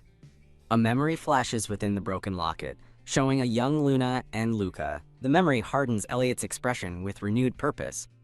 As Elliot tries to stand, the healer quickly stops him, warning him not to move so suddenly. Gritting his teeth, Elliot pushes past the pain and insists, "I need to return home." His thoughts drift to the image of Luna and Luca sleeping peacefully. For some reason, as he resolves to go back, Elliot is struck by a sudden, bad feeling. The scene shifts to the grand, peaceful-looking estate where the children are. Unseen, a mysterious cloaked figure watches the mansion from the nearby woods. As night falls, the mansion is cast in an ominous, dark shadow. Inside, the nanny stands with her arms crossed, looking thoroughly annoyed. She scolds the still energetic Luna and Luca, asking how many times she has to tell them it's bedtime. A caption playfully notes that the two children are as rambunctious as beagles. Sighing, the nanny gives in and tells the children to stop running and come to her room for a bedtime story. The children cheer with excitement, and Luna proudly holds up a copy of Thumbelina to read. In bed, the nanny praises Luna's reading skills before continuing the fairy tale herself. As she reads, Luca begins to doze off while Luna listens intently, completely absorbed. The nanny smiles softly, thinking everyone is about to fall asleep and she can tuck them in. Lost in the story, Luna whispers to herself that she wants to be Thumbelina too. Suddenly, the nanny's gentle expression twists into a chilling, sinister smile. A loud crash of thunder and lightning startles the children, who scream in terror. Outside the window, a fierce rainstorm has suddenly begun. The nanny groans in frustration as the children, whom she had almost put to sleep, are now wide awake and crying. With a pleading look, Luca peeks into the room and asks if they can sleep there tonight. Hazel recalls Elliot's instructions but decides it's crueler to leave the children alone in the dark. She enters the kids' room to check on them, calling for Luna, only to find her already in bed. Hazel asks if Luna is also scared of the thunder, but Luna confidently states she's there to protect everyone, though the dog reminds her she was scared last time. Flustered, Luna loudly declares that the head of a grand duchy can't possibly be afraid of thunder. Soon after their brave proclamations, both Luca and Luna are shown fast asleep. As Hazel sleeps soundly beside the children and her cat, she fondly recalls her first day at the estate. Crash. A sudden violent noise shatters the peace and jolts Hazel awake. Annoyed at being woken again, Hazel sits up and grumbles, "What is it this time?" Creak! She cautiously peeks out from behind her door with an irritated expression. Peering down the hall, she spots two men with swords and wonders if the guards are sparring. Annoyed, she imagines them causing a drunken scene and decides to identify them to report to Daniel later. As she looks closer, she has a sudden, jarring realization that she recognizes one of them. Her eyes widen in horror as she sees a panicked Sir Daniel defending himself with his sword. Kaya. She lets out a startled scream as a bright light momentarily flares around her. She watches in disbelief as the two men emerge from Luna's room, one of them collapsing as she recognizes their clothes are unfamiliar. Her heart sinks as she realizes, with dawning horror, that their clothes aren't the duchy's staff uniforms. A scarred intruder smirks at her, correctly identifying her as the nanny and demanding to know where the children are. Hazel flinches, her face etched with fear at the man's menacing presence. The intruder lunges toward Hazel, demanding to know where the kids are as Daniel desperately tries to hold him back. Daniel screams her name in warning as a terrified Hazel turns to flee with utter desperation. Daniel shouts at her, pleading for her to never hand the kids over to the intruder. As the man yells for Daniel to stop, Hazel desperately reaches for a nearby door to escape. Bang! She forcefully slams the heavy door shut, sealing herself and the children's room off from the intruders. Panting heavily, Hazel leans against the door in sheer relief, thinking that was a dangerously close call. As her pets ask what's happening, Hazel tells them she doesn't know, but their first priority is to hide the children. Her expression hardening with resolve, Hazel declares that they absolutely need to hide the kids. She urgently tries to wake the children, telling them they have to run away immediately. Still half asleep, Luca and Luna groggily ask why they have to get up. Realizing she can no longer carry them both, and with no time to spare, Hazel decides on another plan. With a quick motion, she pulls out a vial of pink liquid and calls out to the kids.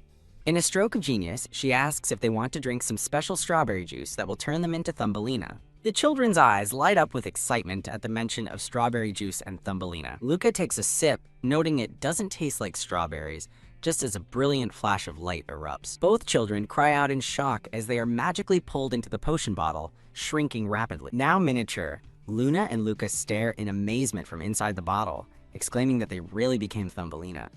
The scarred man stares in stunned silence at the door Hazel just broke through. Now holding a hatchet, the intruder menacingly demands the nanny tell him where the children are, threatening her life.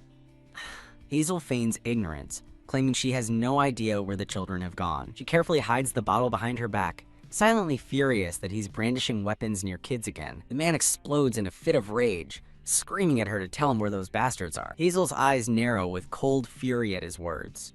Her mind races, incensed that he not only woke her precious angels but also called them bastards, as the dog bites his leg. She softly tells Luna and Luca to stay put, which confuses the intruder who wonders why she's talking to herself. An internal monologue reveals her fury has reached its limit. She can't hold herself back anymore. A brilliant green light erupts from Hazel's chest as a powerful energy surges within her. The magical energy explodes outward, shaking the very foundations of the grand estate. Eek! The intruder yelps in terror as the hallway crumbles and shakes around him from the force of the blast. He looks around in bewildered shock, questioning what just happened, but realizing that he himself is unharmed. A small green creature appears in the wrecked doorway, demanding to know if Hazel is joking and really wants to rig it. The confused green creature stares blankly. Crash. The creature is violently thrown out of the room as Hazel screams for it to get out. Hazel wonders about the strange light as a shadowy figure materializes ominously in the doorway behind her. 3 armed intruders enter the room, with their leader correctly guessing it's the nanny's room where the children are hidden. Glowing with power, Hazel points a finger and fiercely commands all of them to get out. The intruders' swords are magically transformed into giant scissors, leaving them utterly bewildered. Hazel watches in horror as her uncontrolled magic summons shadow figures, a cat and a dog, all wielding sausages, panicking one of the men. As more chaotic magic erupts, the shadow figures begin wielding vegetables, prompting the intruders to scream, "Witch!" Hazel despairs, recalling her promise to herself that she would never use magic like the evil witch had done. Her chaotic magic sends one of the intruders flying toward her. A single tear of desperation streams down Hazel's face. The dog leaps to her defense, viciously biting down on the attacker's arm. Snarling, the dog growls out Hazel's name in a desperate plea. A new man in uniform suddenly appears, telling Hazel she has done enough and can go now. He thanks her and offers to repay her with jerky, as the dog protectively pulls him away from Hazel. A brilliant golden light suddenly engulfs the entire room. The blast sends Hazel flying backward through the air. Landing safely, Hazel worries about the children and decides to act normally as she calls for them to come out. A tiny Luca and Luna emerge from the potion bottle, with Luca crying that he was scared. Hazel looks down at the miniature children in the palm of her hand with a pained expression. Placing them on a table, Hazel promises to make them a bed as they marvel at how big everything looks now. Luna shouts with glee about the giant cookies, while Hazel decides a few crumbs will be all right for them. Grab. Luca dives into a sugar bowl, yelling, "Yummy," as a flustered Hazel calls him out for cheating. Hazel smiles, announcing she's finished as she tucks the tiny children into 2 small, cozy bowls. Luna sits up in her new bed and asks if there is a flower petal blanket. Smiling warmly, Hazel gently sprinkles flower petals over them and wishes them sweet dreams. Both children are amazed by how soft and good their new petal blankets feel. Feeling like he's sleeping in a field of flowers, Luca murmurs that he's getting sleepy. Both Luna and Luca are now soundly asleep in their makeshift beds. Hazel gently watches over them, asking Luna if she is tired. Luna looks up at the ceiling, her voice filled with worry as she asks, "What if the scary people return?" Hazel is shocked by the question, asking if those people had been there before. Luna reveals a horrifying memory of a former nanny trying to suffocate her with a pillow when she was a baby. Staring at the sleeping child, Hazel finally understands why they specifically wanted a witch for a nanny. As Luna snuggles against her finger, Hazel softly reassures her. "It's okay, Luna. I'm here." The scene shifts to the intruders, now all tied up and knocked out in the drawing room. The knight who saved Hazel dusts off his hands, announcing that everything is taken care of. He looks around at the messy aftermath, comically questioning the giant sausage lying on the floor. He asks the subordinate where the witch and children are, who reports they are hiding in a nearby closet. The knight approaches the closet, wryly noting he originally planned to use this opportunity to chase the witch away. He steps into the closet, leaving his subordinates utterly shocked that their captain is going in there alone with a woman. Slam! The closet door shuts, leaving the two guards outside completely baffled. A wide shot of the mansion appears as a sound of utter shock is heard. The knight steps out of the closet as Hazel asks if all the bad guys were caught. He confirms it's thanks to her and asks where the children are. Hazel reveals the two tiny children sleeping peacefully in their bowl beds, leaving the knight speechless. He looks down at the sleeping children with a gentle, knowing smirk. Turning to leave, he promises Hazel that he will make sure the Grand Duke hears about her heroic deeds. He frames the incident as a fairy tale about Thumbelina and Thumbelino being saved from a frog by a brave witch. The scene shifts to a peaceful night sky filled with stars above a lush forest. Elsewhere, a man with white hair looks distraught, pleading for something not to be true. In a flashback, he stands in Luna's ruined room, staring at a shattered family portrait on the floor. A dark, scratched texture fills the screen, conveying a sense of dread and despair. The white-haired man's expression hardens with a grim understanding. A woman holding a lantern approaches him from behind, calling out, "Your Grace?" His eyes snap wide, with sudden, sharp realization. He turns to her in a rage, screaming, "Witch!" and demanding to know what happened. When he asks where the children are, she nervously hesitates as a tiny Luna and Luca peek out from behind her dress. A dark-haired attendant steps between them, calmly stating that he will explain the situation. Outside, the two men stand before a crater as the attendant concludes that an ignorant person was behind the attack. The attendant identifies the ridiculously strong intruders as northern barbarian mercenaries, shocking his grace. He recounts their brutality on the battlefield and marvels that the inexperienced guards somehow fended them off. His grace rubs his forehead in exhaustion, commending the attendant for achieving the impossible. The attendant modestly clarifies that they weren't the ones responsible for the victory. He reveals that the witch accomplished everything, leaving his grace utterly stunned. The attendant explains she turned their swords into sausages and broccoli, which only deepens his grace's confusion. The attendant asks why his grace returned early, who replies that he left a temporary vice captain in charge of the expedition. Asked if he'd received any information about the invasion, his grace confirms he had not. The scene returns to the present as he looks at Hazel, holding a locket and thinking of the word witch. Hazel looks up at him with a startled and worried expression. Alone in her room, Hazel sits with her things already packed by magic, deciding not to say goodbye to avoid making the children cry. She clutches a cloth to her face, a single tear escaping as she steels her resolve. His grace peeks into the room, softly calling out for Miss Hazel. Startled, Hazel turns and asks why he has come to see her. He sincerely apologizes for his earlier harsh words and asks how he could possibly repay his sibling's savior. Noticing the broken window, he asks about it, causing Hazel to stammer nervously. Hazel panics, recalling the intruder being thrown through the window and fearing he has discovered everything. She frantically promises to cover the window repair fees herself. Confused, he tells her the Grand Duchy can pay, as she explains she had hoped to ask for a contract extension. With her head down, she fidgets and admits that now she has no excuse to stay.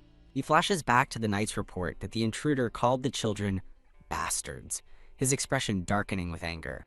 Overwhelmed by the memory and her imminent departure, Hazel begins to cry. He continues his apology, admitting he once suspected she had delusions of grandeur due to her paranoia and constant poison checking. He explains that he only understood after hearing about Luna's traumatic past.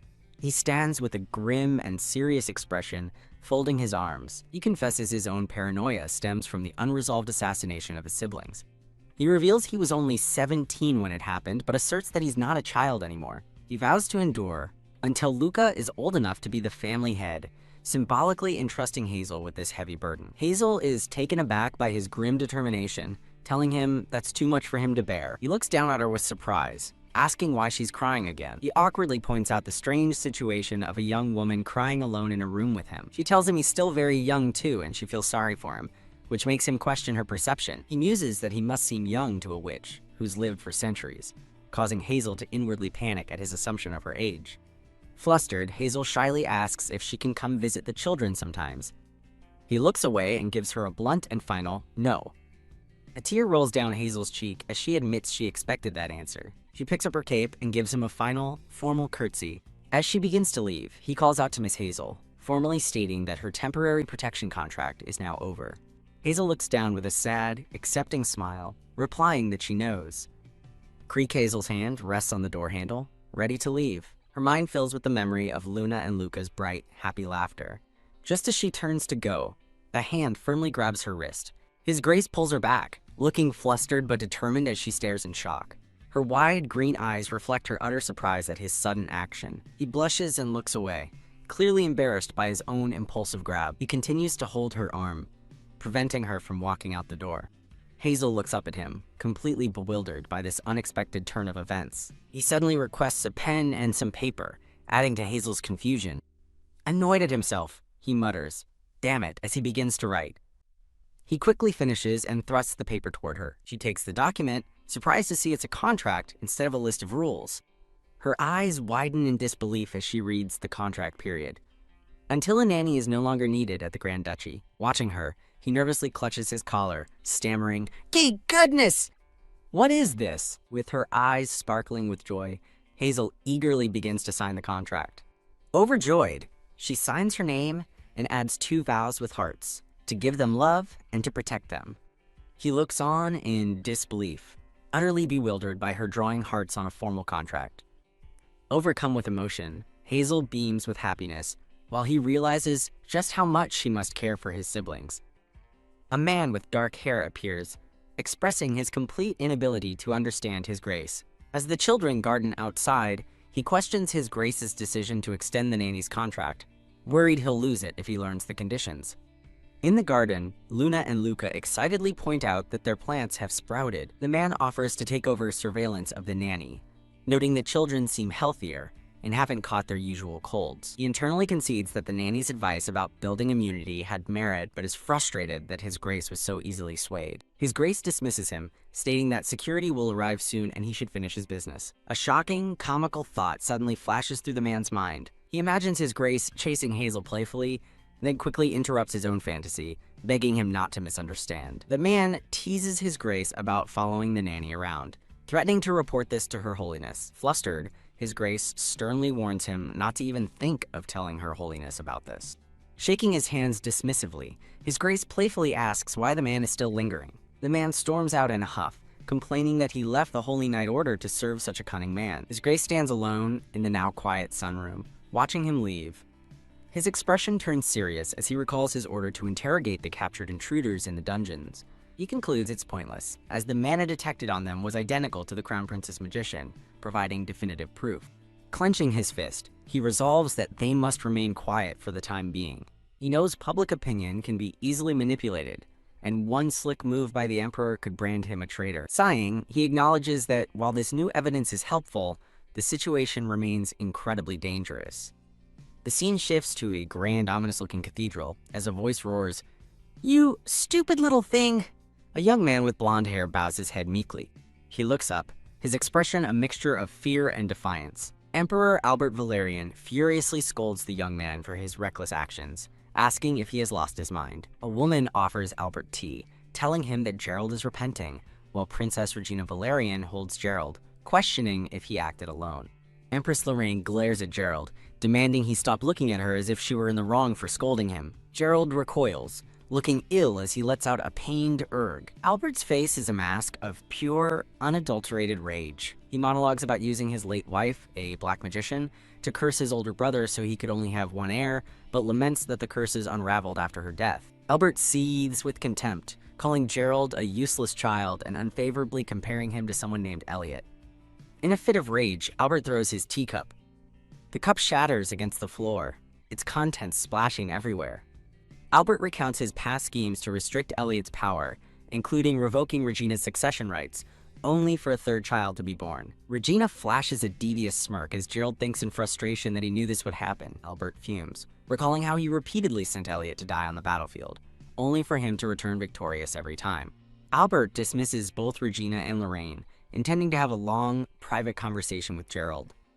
As they leave the throne room, Regina watches Lorraine walk ahead of her. Regina turns to Lorraine with a smug expression, pointedly asking for her agreement. Regina mockingly apologizes, reminding Lorraine of her past as a maid before she became empress, which infuriates her. Seething with anger, Lorraine mutters about her impertinent stepdaughter as she walks away. Ugh.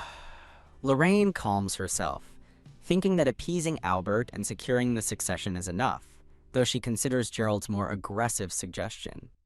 She harbors a dark wish to make Regina suffer the same fate as her mother. Albert continues his tirade, telling Gerald that while he's been useful in the shadows, this public failure is unacceptable. Albert warns that if this gets out, the Imperial family will be doomed because of Gerald, who protests in shock.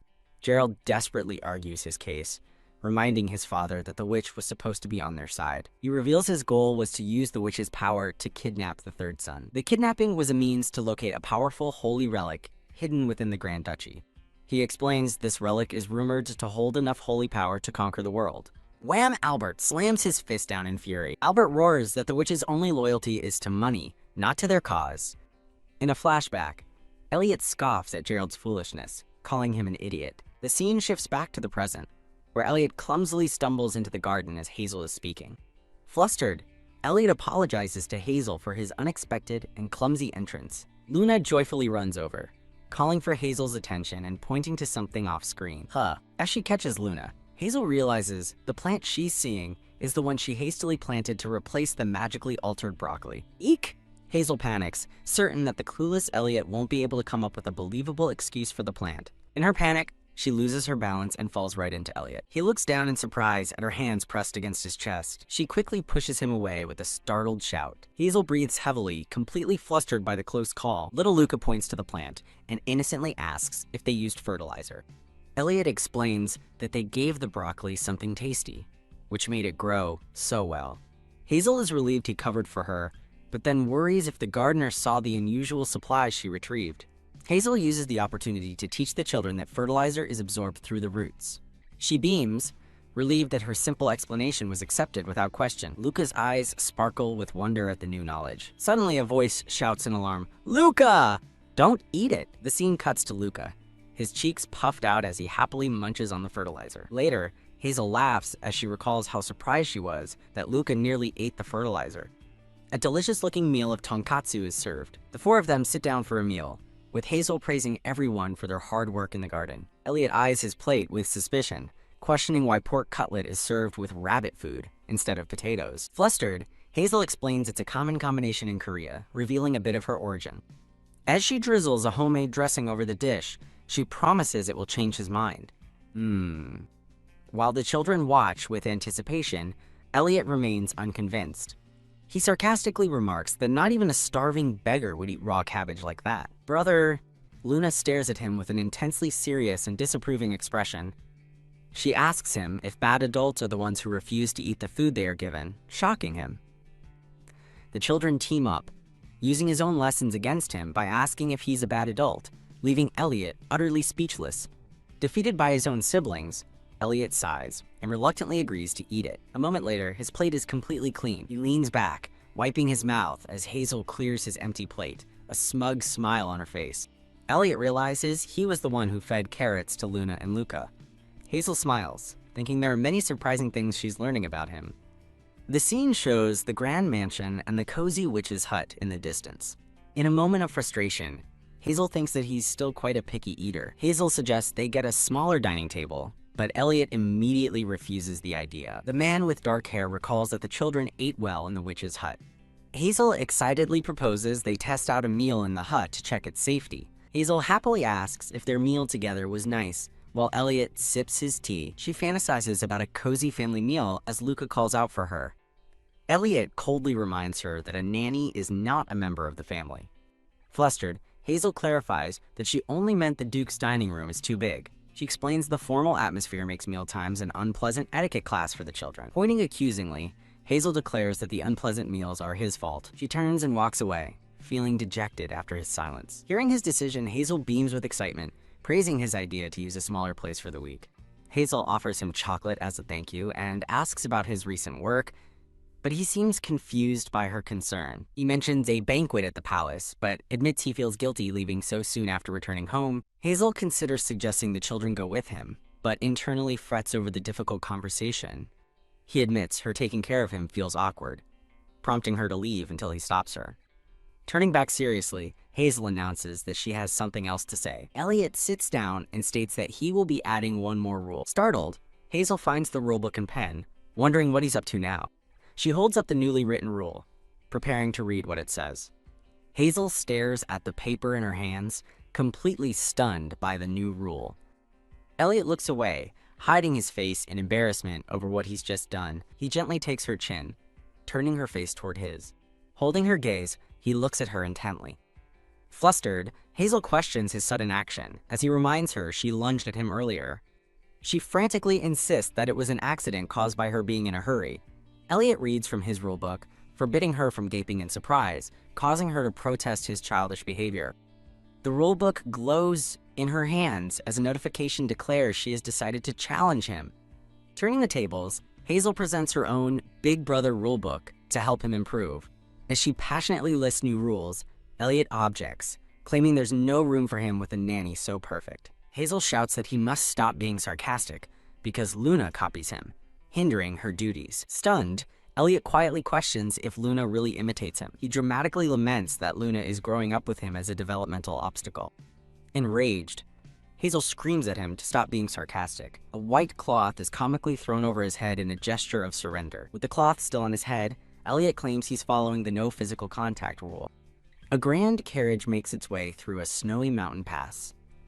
Inside, Elliot asks a tense Hazel to relax as their journey is nearly over. Hazel stiffly explains she's worried the carriage will shake and they'll bump into each other. Genuinely curious, Elliot asks what exactly she thinks of him. Luna secretly thinks he might be a nagging tyrant, which a tiny Elliot points out isn't a question. The children eagerly ask their brother if they have arrived at their destination yet. He tells them it's 6 more hours, causing Hazel to despair as it's the 4th day of travel. 2 carriages continue their journey through the snow, as narration reveals tomorrow is New Year's Day. The scene transitions to a lively banquet celebrating the Grand New Year festival. Luca excitedly declares he'll stay up all night, but Luna dryly reminds him he was asleep by 9 p.m. last year. Hazel beams with a bright, cheerful smile, encouraging the children's excitement. To pass the time, Hazel suggests a storytelling game where they each add 1 sentence, demonstrating with the tale of Snow White. Hazel begins a new story about Hansel and Gretel, starting with their poor parents abandoning them in the forest. In a modern twist, her story has Hansel and Gretel immediately reporting their parents for child abandonment. Elliot objects, insisting a fairy tale shouldn't begin with child abandonment as Luca starts to cry. Pondering his point, Hazel admits it wasn't very appropriate and was just an experiment in reinterpreting the tale. Luca and Luna sit together, looking up with wide, innocent eyes. Luna takes over the story, saying Hansel and Gretel left home because they were fed up with their parents. As the carriage travels through the snow, Elliot reacts to Luna's surprisingly rebellious story contribution. Luca chimes in, adding that the kids met a friendly witch who gave them a delicious carrot cake. Luna happily concludes this story, declaring that she, Luca, Elliot, and Hazel all lived happily ever after, stunning the 2 adults.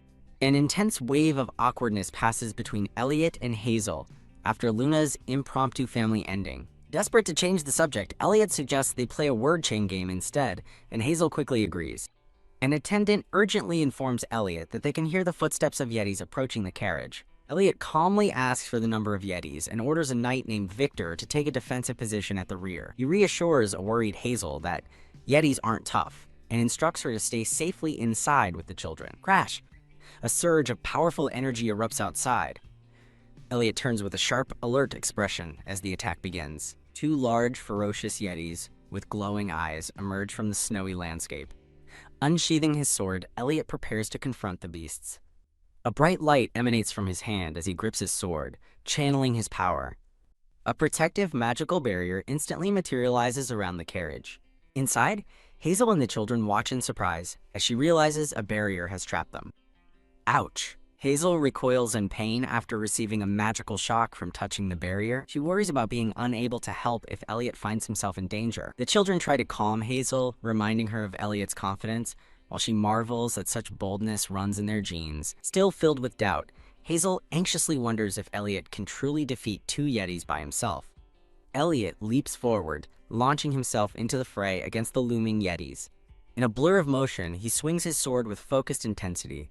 The scene flashes with the speed and impact of his powerful attack. His face splattered with blood, Elliot glares forward with cold determination after the battle. Hazel watches through the window, her expression a mixture of shock and awe. A brilliant flash of light signals a powerful event unfolding. A close-up reveals Elliot's sharp, unwavering gaze. Hazel's eye reflects the image of a victorious Elliot, her attention completely fixed on him. Back in the carriage, the children continue their game, with Luca loudly suggesting Yeti as the next word. Luca calls for his brother, telling him it's his turn to play the word chain game. Elliot stands alone in the blood-stained snow, his back to the carriage after the fight. Hazel stares with a look of stunned relief, processing what she just witnessed. Luca innocently asks Hazel if cool is a real word, causing her to gasp, realizing she must have said it out loud. Observing the cleanup, Hazel notes it's taking longer than the fight itself as Elliot finally gets a moment to rest.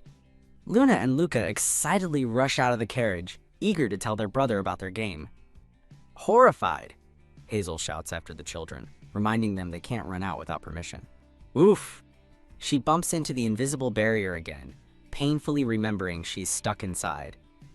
Unable to leave, Hazel asks the driver to call the children back for her, and he readily agrees. As the children beckon her to come out and play, Hazel ponders who in the household has holy power, realizing the barrier is nullifying her magic. She recalls feeling a faint trace of holy power when Elliot first burst into her cabin. Memory of a book reveals that holy power and magic are opposing forces, though fundamentally similar. A knight reports that the Yetis attacked out of starvation, as Hazel reassures herself that she'll be fine without using major magic. Elliot wipes his face with a cloth, looking stressed and exhausted after the fight. Flustered inside the carriage, Hazel wonders why she keeps locking eyes with him. A sudden, violent jolt rattles the carriage, startling Hazel. Horrified, Hazel stares up as a massive Yeti looms over the carriage window. Elliot looks on in shock, as Luna and Luca scream in terror at the sight of the Yeti. Hazel panics, realizing another Yeti must have been hiding in the snow. Elliot shouts for Hazel to secure the horses as the children run towards him in the chaos. Hearing the children desperately call her name, Hazel's focus shifts entirely to their safety. Elliot realizes with dread that the scent of blood on him will draw the Yeti straight to the children. With the Duke and Knights disarmed, Hazel steps up, knowing she's the only one who can fight, and unleashes her magic. A powerful blast of magical energy erupts, striking the Yeti head-on. A brilliant golden light emanates from Hazel's outstretched hand as she channels her power. Her immense power surges forth in a blinding, chaotic wave. The force of her magical attack tears through the snowy landscape. Elliot and the children are thrown backward by the sheer force of the explosion. Inside the carriage, Hazel is violently thrown forward from the impact of her own spell. Thrown to the ground, a stunned Elliot wonders why she would deliberately cause such a massive collision. He then has a sudden, sharp realization. She did it to save the kids. A desperate cry of Hazel's name echoes through the air. The carriage is sent tumbling down a steep, snowy cliff as Hazel shouts reassurances to the children. The world becomes a dark, violent blur during the terrifying fall. Thrown about inside, Hazel desperately pleads for safety as the carriage crashes. A series of loud crashes signals the carriage's destructive landing. The wrecked carriage comes to a halt at the bottom of the snowy precipice. Lying amidst the wreckage, Hazel breathes a sigh of relief, thankful to be alive. Determined to check on the others, she reaches to push her way out of the broken carriage. Her hand is suddenly grasped from outside, and her eyes widen in shock. Elliot holds her hand tightly, his expression filled with concern. He expresses his relief that she is unharmed, explaining the Yeti was buried, and thanking her for saving them. Touched by his gratitude, Hazel looks up at him with a flustered expression. As Elliot helps her from the wreckage, she dismisses her actions as her duty, and asks about the children. Holding his hand, she is surprised by how large it feels compared to her own. As he pulls her to her feet, she cries out in pain and collapses, her ankle having given way. He asks if he pulled too hard, but she clarifies that she twisted her ankle during the crash. They discuss their options. Hazel has no healing magic, can't fly due to his holy power, and teleportation magic won't work. Elliot notes the holy barrier is gone, but laments their difficult situation. Realizing the horses have fled, he concludes there is only one option left. Growing impatient, A disheveled Hazel asks why he is hesitating. Elliot looks at her seriously and announces that he will have to carry her. He states carrying her is the only choice, and she cheekily notes his rulebook has no rules against it, prompting him to consider adding one about teasing. Without another word, Elliot gently lifts a surprised Hazel into his arms. Elliot trudges through the deep snow, carrying Hazel with a determined look. Hazel worriedly observes that his neck is red from the cold and his shirt is still soaked from the battle. She instinctively reaches up and adjusts his collar to shield him from the cold, surprising him. He questions her fearlessness, listing her bold actions from fighting a bear to watching his bloody battle without flinching. She defensively refutes his claims, but becomes flustered when he brings up their intense moment, making her unable to stop thinking about it. After she asks where he ran from, he simply states that they are almost at their destination and continues walking. A man in a purple hood gently covers the children with a blanket, reassuring them that their family will be back soon. As Luna calls for Hazel, a woman waits anxiously, thinking it's taking much longer than expected. The woman gasps in sudden, wide-eyed shock. Again, she worries that it is taking longer than expected while Luna calls her name. She reacts with a horrified gasp, her eyes wide with alarm. Suddenly, Elliot is seen carrying an injured woman through the snow. Luna cheekily asks what they are doing, but Elliot sternly tells her the woman twisted her ankle, shocking Hazel. As Elliot calls for a doctor, Luna offers to blow on Hazel's ankle, who notes how much attention she gets now when hurt. Luna asks if Elliot is hurt, but he says no. Hazel starts to mention the Duke is injured, prompting Luna to tease Elliot about being jealous. Realizing Elliot won't admit his injuries to the kids, Hazel resolves to get a healing potion for him. While Elliot supports her, Hazel applies a healing potion to her own ankle as Luca watches on. Hazel confirms she can stand, and Luca proudly believes his magic breath must have healed her. Elliot informs Hazel that fixing the carriage will take time and asks her to ride with the children in the other one. As they walk together through the snow, Hazel quietly agrees. Elliot lets go of her hand, and Hazel is struck by the realization that he is an adult. Hazel recalls a time she brought a healing potion to Elliot for his broken ribs, and he asked her to keep his injury a secret from his siblings. Back in the present, Elliot walks ahead with a serious expression. Hazel gazes after him, her own expression resolute. The group and their two carriages are seen gathered in the snowy expanse. The scene shifts to the warm, lively interior of an inn, where patrons are cheerfully drinking. A man comments on the excitement of the Duke's household as Hazel and the children delight in the inn's bustling atmosphere. A waitress cheerfully brings their meal, and Hazel thanks her. The camera pans over a delicious-looking spread of an omelet, salad, and soup. Luca looks up from his plate and asks when his big brother is coming. Hazel's heart melts, realizing Luca is waiting to share the meal with Elliot, despite being hungry himself. Hazel relays Elliot's message to start eating, and Luna agrees they should eat while the food is warm. After burning her tongue, Hazel warns Luca to cool his food and chides him for playing with his beans as Luna cries about the farmer's hard work. Hazel reflects on how the children, particularly Luca, are learning to appreciate new dishes and flavors. Elliot finally enters, and Luna waves excitedly, calling him over to their table.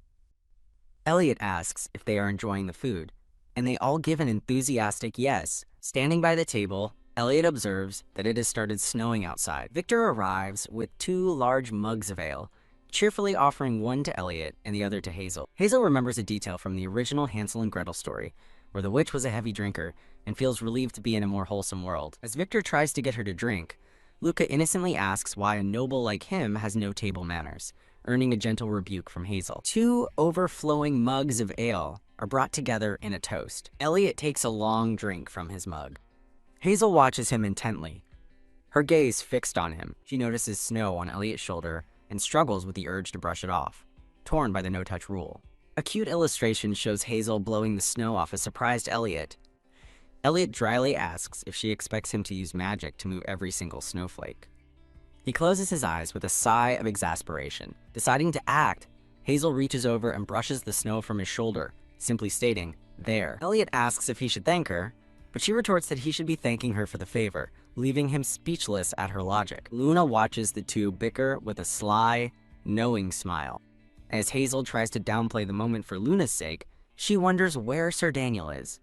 Elliot explains that the Pope's procession was attacked by Yetis, so he sent a shaken Daniel, a former Holy Knight, to investigate. The mention of a Holy Knight triggers a sudden, shocking realization for Hazel. Hazel realizes the holy power she'd felt before must have been Sir Daniel's, not Elliot's. Elliot sternly warns Hazel not to mention their encounter to Daniel, leaving her confused. Elliot smirks, running a hand through his hair as Hazel looks at him in utter confusion. With a weary expression, Hazel thinks to herself as she processes the confusing situation. Hazel leads the children towards their room, asking Luna if this is where they will all be sleeping. Delighted, Hazel smiles, thinking they were given the biggest room as the children peek out from behind her. A stern-looking Elliot, with his shirt unbuttoned, appears in a doorway. Wham! Hazel throws open the door in a hurry, startling a wide-eyed Luna behind her. Hazel panics, realizing the room is meant for Elliot, who confirms it's his, while an inn attendant looks on. The attendant asks if there's a problem, and a worried Hazel explains the mix-up, asking if another room is available. The attendant regretfully informs them that there are no other rooms, leaving Hazel and Elliot in an awkward standoff. This is an example of an unhelpful response to the user. It does not provide enough information or context for the user to understand what is happening, and it does not offer any solution or next steps. Additionally, it contains jargon that may be unfamiliar to the user, making it even more difficult for them to comprehend. The response could be improved by providing a more detailed explanation of what went wrong, offering specific troubleshooting steps, or suggesting alternative actions the user could take.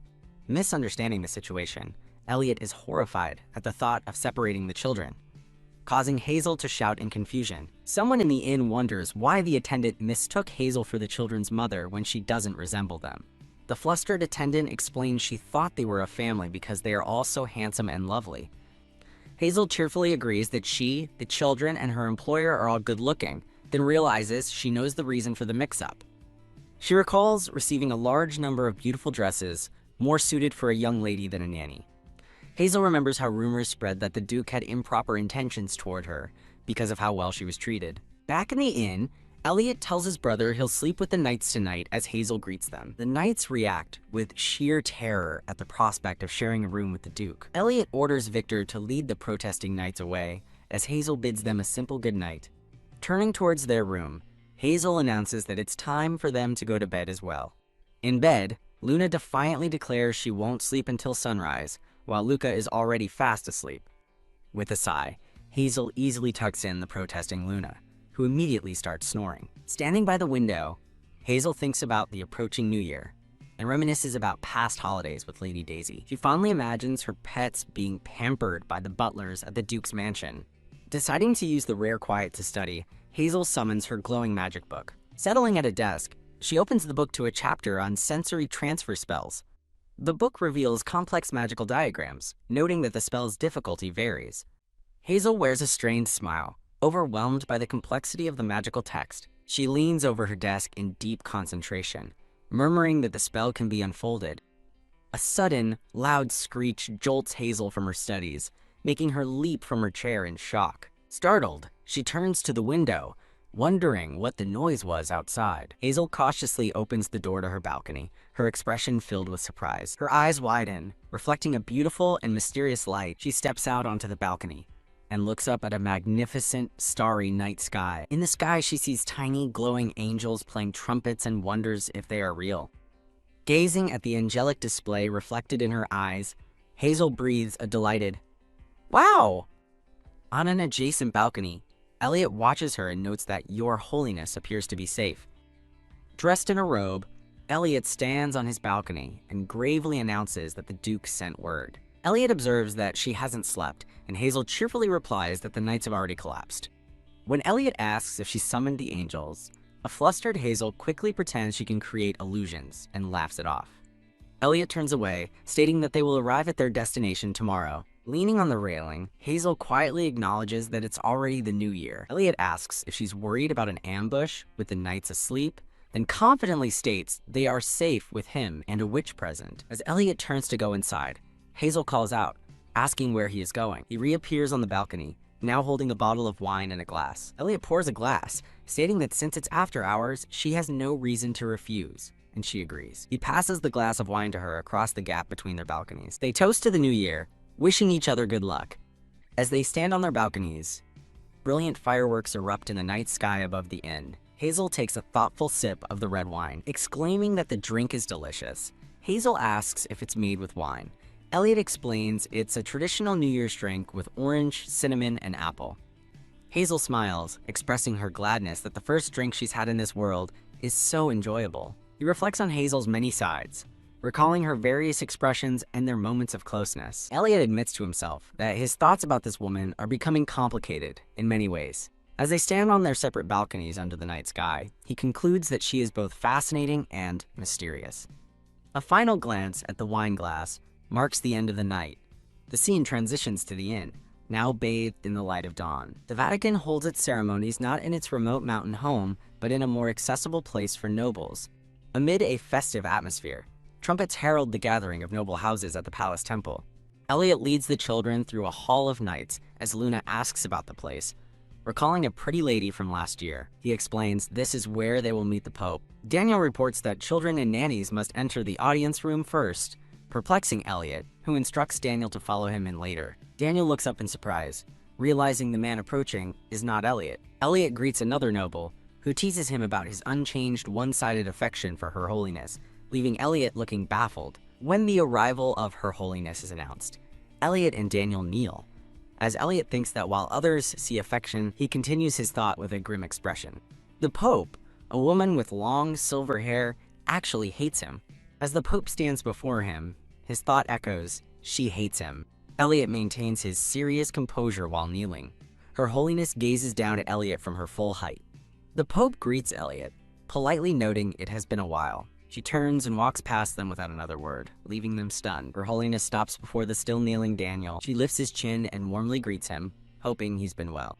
As the other noble watches in shock, the Pope announces she has personal matters to discuss with both men inside. The story transitions to the next chapter. Internally, the Pope squeals with joy, gushing that someone called her a pretty lady. She clutches her blushing face, absolutely thrilled by the compliment. Now in a private room, Elliot complains that despite being childhood friends, he'll never get used to her sudden mood swings. Her Holiness simply smiles, caressing her own cheek fondly. She calls to Sir Daniel, who formally responds. The Pope pointedly asks Daniel if he is happy now that he chose Elliot over her. She reassures a flustered Daniel that he gets paid well, prompting Elliot to retort that she's acting as if they wouldn't. Daniel wistfully explains he had no choice but to become head of his household, otherwise he would have stayed to protect her for life. Her Holiness laughingly dismisses his declaration as him just venting about losing his one and only lover. Changing the subject, she mentions hearing a rumor that Elliot hired the wicked witch Hazel as a nanny. She continues, saying she wondered if the rumor was wrong or if Elliot's head was, prompting him to ask if she's insulting his intelligence. The Pope smirks, saying she won't argue with his assessment of himself. She then fondly remembers seeing Hazel with the children earlier, looking genuinely happy. She concludes that Hazel didn't seem wicked or have any suspicious energy about her. The Pope suggests the only suspicious thing was Hazel's flashy outfits, but Elliot clarifies it was a mix-up by the head maid. Clank. Suddenly serious, the Pope announces the children will be attending the palace banquet, shocking Elliot. Elliot questions her decision, arguing that the palace is the safest place, especially with her powerful healing abilities present. He confidently asks who would be foolish enough to attempt an assassination there. The Pope looks horrified, revealing her concern wasn't about an attack, but for the children's well-being, which makes Elliot understand. Elliot smiles reassuringly, telling her she can see for herself. In another room, Hazel enthusiastically preps the children, asking if they are ready and reminding them of their practice. Luca and Luna look up at her with earnest, slightly nervous expressions. Luna confidently states her plan. If food tastes bad, don't spit it out. Just eat something delicious right away. Luca confidently declares that if you're ever unsure what to do, you should just follow Big Brother.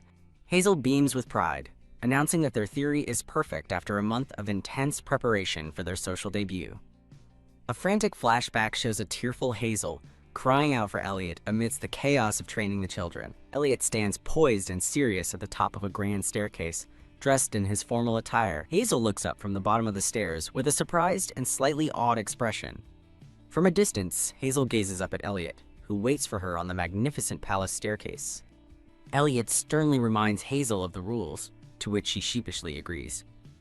Flustered under his gaze, Hazel stammers her agreement. The scene shifts to the breathtaking, cathedral-like exterior of the imperial palace. Inside the banquet hall, Hazel observes from her place as a nanny, while Elliot asks if the emperor will arrive soon. A crowned emperor addresses the room, welcoming the stars of the empire to the annual gathering. Standing before the grand dining table, the emperor thanks his subjects for their loyalty over the past year. His attention suddenly lands on the children, and he asks who they are, startling Hazel. The Emperor fondly greets his beloved nieces and nephews, causing Hazel to wonder what he's planning. He announces he has prepared special dishes for them, stating that finishing every bite would be the best possible gift. The first course is served as a fork, descends toward a piece of broccoli. Luca and Luna begin eating the first appetizer, a simple plate of vegetables. Luna thinks it's easy, but a sudden crash resounds as the entire hall freezes in shock at the sight of them eating. Hazel smiles proudly, wondering if the children's picky eating habits were truly that infamous, as they now eat without complaint. A new plate is set down with a clatter, signaling the arrival of the next course. The second dish is revealed to be escargot, a plate of snails. Hazel, Luna, and Luca are horrified, with Hazel internally screaming at the sudden jump in difficulty. Hazel silently rages, questioning the logic of serving a snail dish to children. Elliot watches, knowingly, observing that a difficult dish has been served to the children as expected. He mentally tells Hazel to help, but she confidently messages back that her little acorns can eat anything now. Hazel gives a subtle signal to the nervous children, telling them to proceed with the plan. As Luca pretends to eat the snail, Hazel uses magic to swap it with a sausage. With a determined expression, Luca eats the sausage as Hazel confirms the switching magic was a success. Hazel happily eats the swapped snail dish, relishing its rich and expensive flavor. Luna and Luca enjoy their sausages instead, with Luca feeling relieved his backup plan worked. Elliot watches, suspecting Hazel anticipated this menu, just as a new dish is wheeled into the hall. Hazel anxiously hopes the next course is something the children can actually eat. Hazel's face is shadowed with disbelief and shock at the sight of the new dish. Her eyes widen in horror as she stares at the platter, wondering what it could possibly be. Both Luca and Luna stare at the new dish with wide-eyed terror. Elliot watches the scene unfold with a grim and pained expression. Hazel tries to get his attention, tapping on his fur collar and calling his title. When she offers him some, he flatly refuses. Elliot looks at the food on his own fork with disgust, wondering how she can possibly eat these chunks of intestines. The main dish is revealed to be grilled cow intestines, much to his horror. In stark contrast, Hazel is ecstatic, celebrating her luck and craving garlic and kimchi to go with the delicacy. A blonde-haired noble feels the immense social pressure not to spit out his food, imagined as menacing eyes staring at him. Visibly disgusted, he stammers, unable to refuse the dish in front of everyone. The other nobles at the table share his sentiment, looking nauseated by the meal. The Emperor grips his cutlery, his expression turning menacing as he senses the guests' revulsion. A painful memory surfaces for the blonde noble of being scorned by a woman with red hair. Having fled the banquet hall, the noble retches against a wall as his attendant asks if he is all right. He wipes his mouth, realizing the cruel menu was undoubtedly the work of someone named Regina. As he recovers, he's startled by Hazel, who has appeared behind him. He explains he was getting fresh air, and then directly asks if she is the witch, Hazel. The blonde noble flashes a charming smile, introducing himself as Helios. Hazel wonders if Elliot sent him, and worries he might be inquiring about another wicked witch. Trying to excuse herself, Hazel is stopped by Helios, who pointedly asks why she didn't help. Helios demands to know why she didn't help that day, thinking she was supposed to have infiltrated the Grand Duke's house for them, but his attendant urges him to go back inside. As Helios and his attendant turn to leave, Hazel is left standing alone in stunned silence. The attendant bids her a pleasant evening, leaving Hazel to watch them walk away. She stands on the balcony, lost in thought and confusion about the encounter. A young voice calls out to someone, and the scene shifts to where Luca and Luna are standing. A boy with red hair approaches the children, asking if it's true their nanny is the wicked witch Hazel. Luna retorts that Hazel is the kind witch, shocking the boy, as his attendant warns him he's in trouble. Luna fiercely defends Hazel, asking the boy if he's declaring war on the Grand Duke's family. As the children argue, Hazel opens a door, wondering about the commotion, and Luca immediately calls out her name. Hazel comforts a teary-eyed Luca, who explains the boy called her a bad witch, upsetting his sister. With a determined grin, Hazel quickly assesses and understands the entire situation. She calmly informs the young master that she's no longer wicked, stunning both him and Luna. Hazel conjures a gingerbread cookie to prove her kindness, but Luna objects, telling her not to give it to him. Luna huffs that her cookies are too good for him, while Luca happily nibbles on his own treat. The flustered boy refuses the cheap cookie, boasting that his family employs the Empire's finest baker. Hazel's magic animates the gingerbread cookies, who playfully reenact a scene from Cinderella. The surrounding children watch in amazement, captivated by the magical cookie play. Luna proudly boasts about Hazel's cookie magic, as the red-haired boy secretly enjoys a crunchy, savory bite. He tries to maintain a tough facade, while clearly savoring the delicious cookie. Luna smugly asks if the cookie tastes good, already knowing the answer. He grudgingly admits it's good, and Luna responds with a satisfied HMPH. Relieved the situation was resolved peacefully, Hazel overhears another child asking their mother for a witch nanny. A noble woman watches, wondering just how much trouble the children caused to require a witch's magic for discipline. The Empress appears behind Hazel, her stern gaze instantly silencing the room. Luna respectfully addresses the Empress, explaining that Hazel has never used magic on them. The Empress coldly remarks that with Luna's lack of charm, it's no surprise nannies kept quitting. Horrified by the cruel comment, Hazel worriedly calls out Luna's name. Luna stands her ground, visibly hurt but defiant. As the Empress scoffs, Hazel subtly gestures with her finger, casting a small spell. Her magic silently slides the leg of a nearby table into the Empress's path. Kya, the Empress, trips spectacularly, her shriek echoing through the grand hall. Crying out in pain about her toe, the Empress fails to notice two nearby nobles snickering at her fall. Hazel cheekily sticks her tongue out, admonishing the Empress for being mean to a child. Luna looks up at Hazel, her eyes filled with awe and admiration. The story transitions, showing the wheels of their carriage returning home. Inside the carriage, a cheerful Hazel announces that good children deserve a reward. She praises the children's amazing performance, particularly their ability to eat vegetables without a single complaint. She continues to compliment them for staying calm and making no mistakes during their first crowded event. Luca and Luna sit together, looking slightly worn out but attentive. Luca requests chocolate and to sleep with Hazel for 10 nights, but she tells him he only gets one wish. Luna sits quietly beside her brother, a thoughtful and somber expression on her face. Elliot cautions Hazel, telling her it's dangerous to stand up in the moving carriage. Losing her balance, Hazel falls forward and embraces a surprised Luna.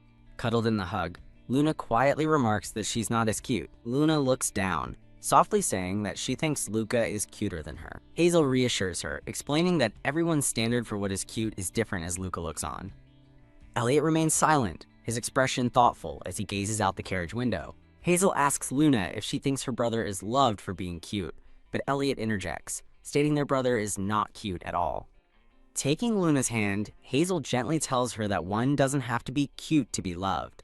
Luna tearfully asks if the Empress will find her lovely if she grows up to be like her brother.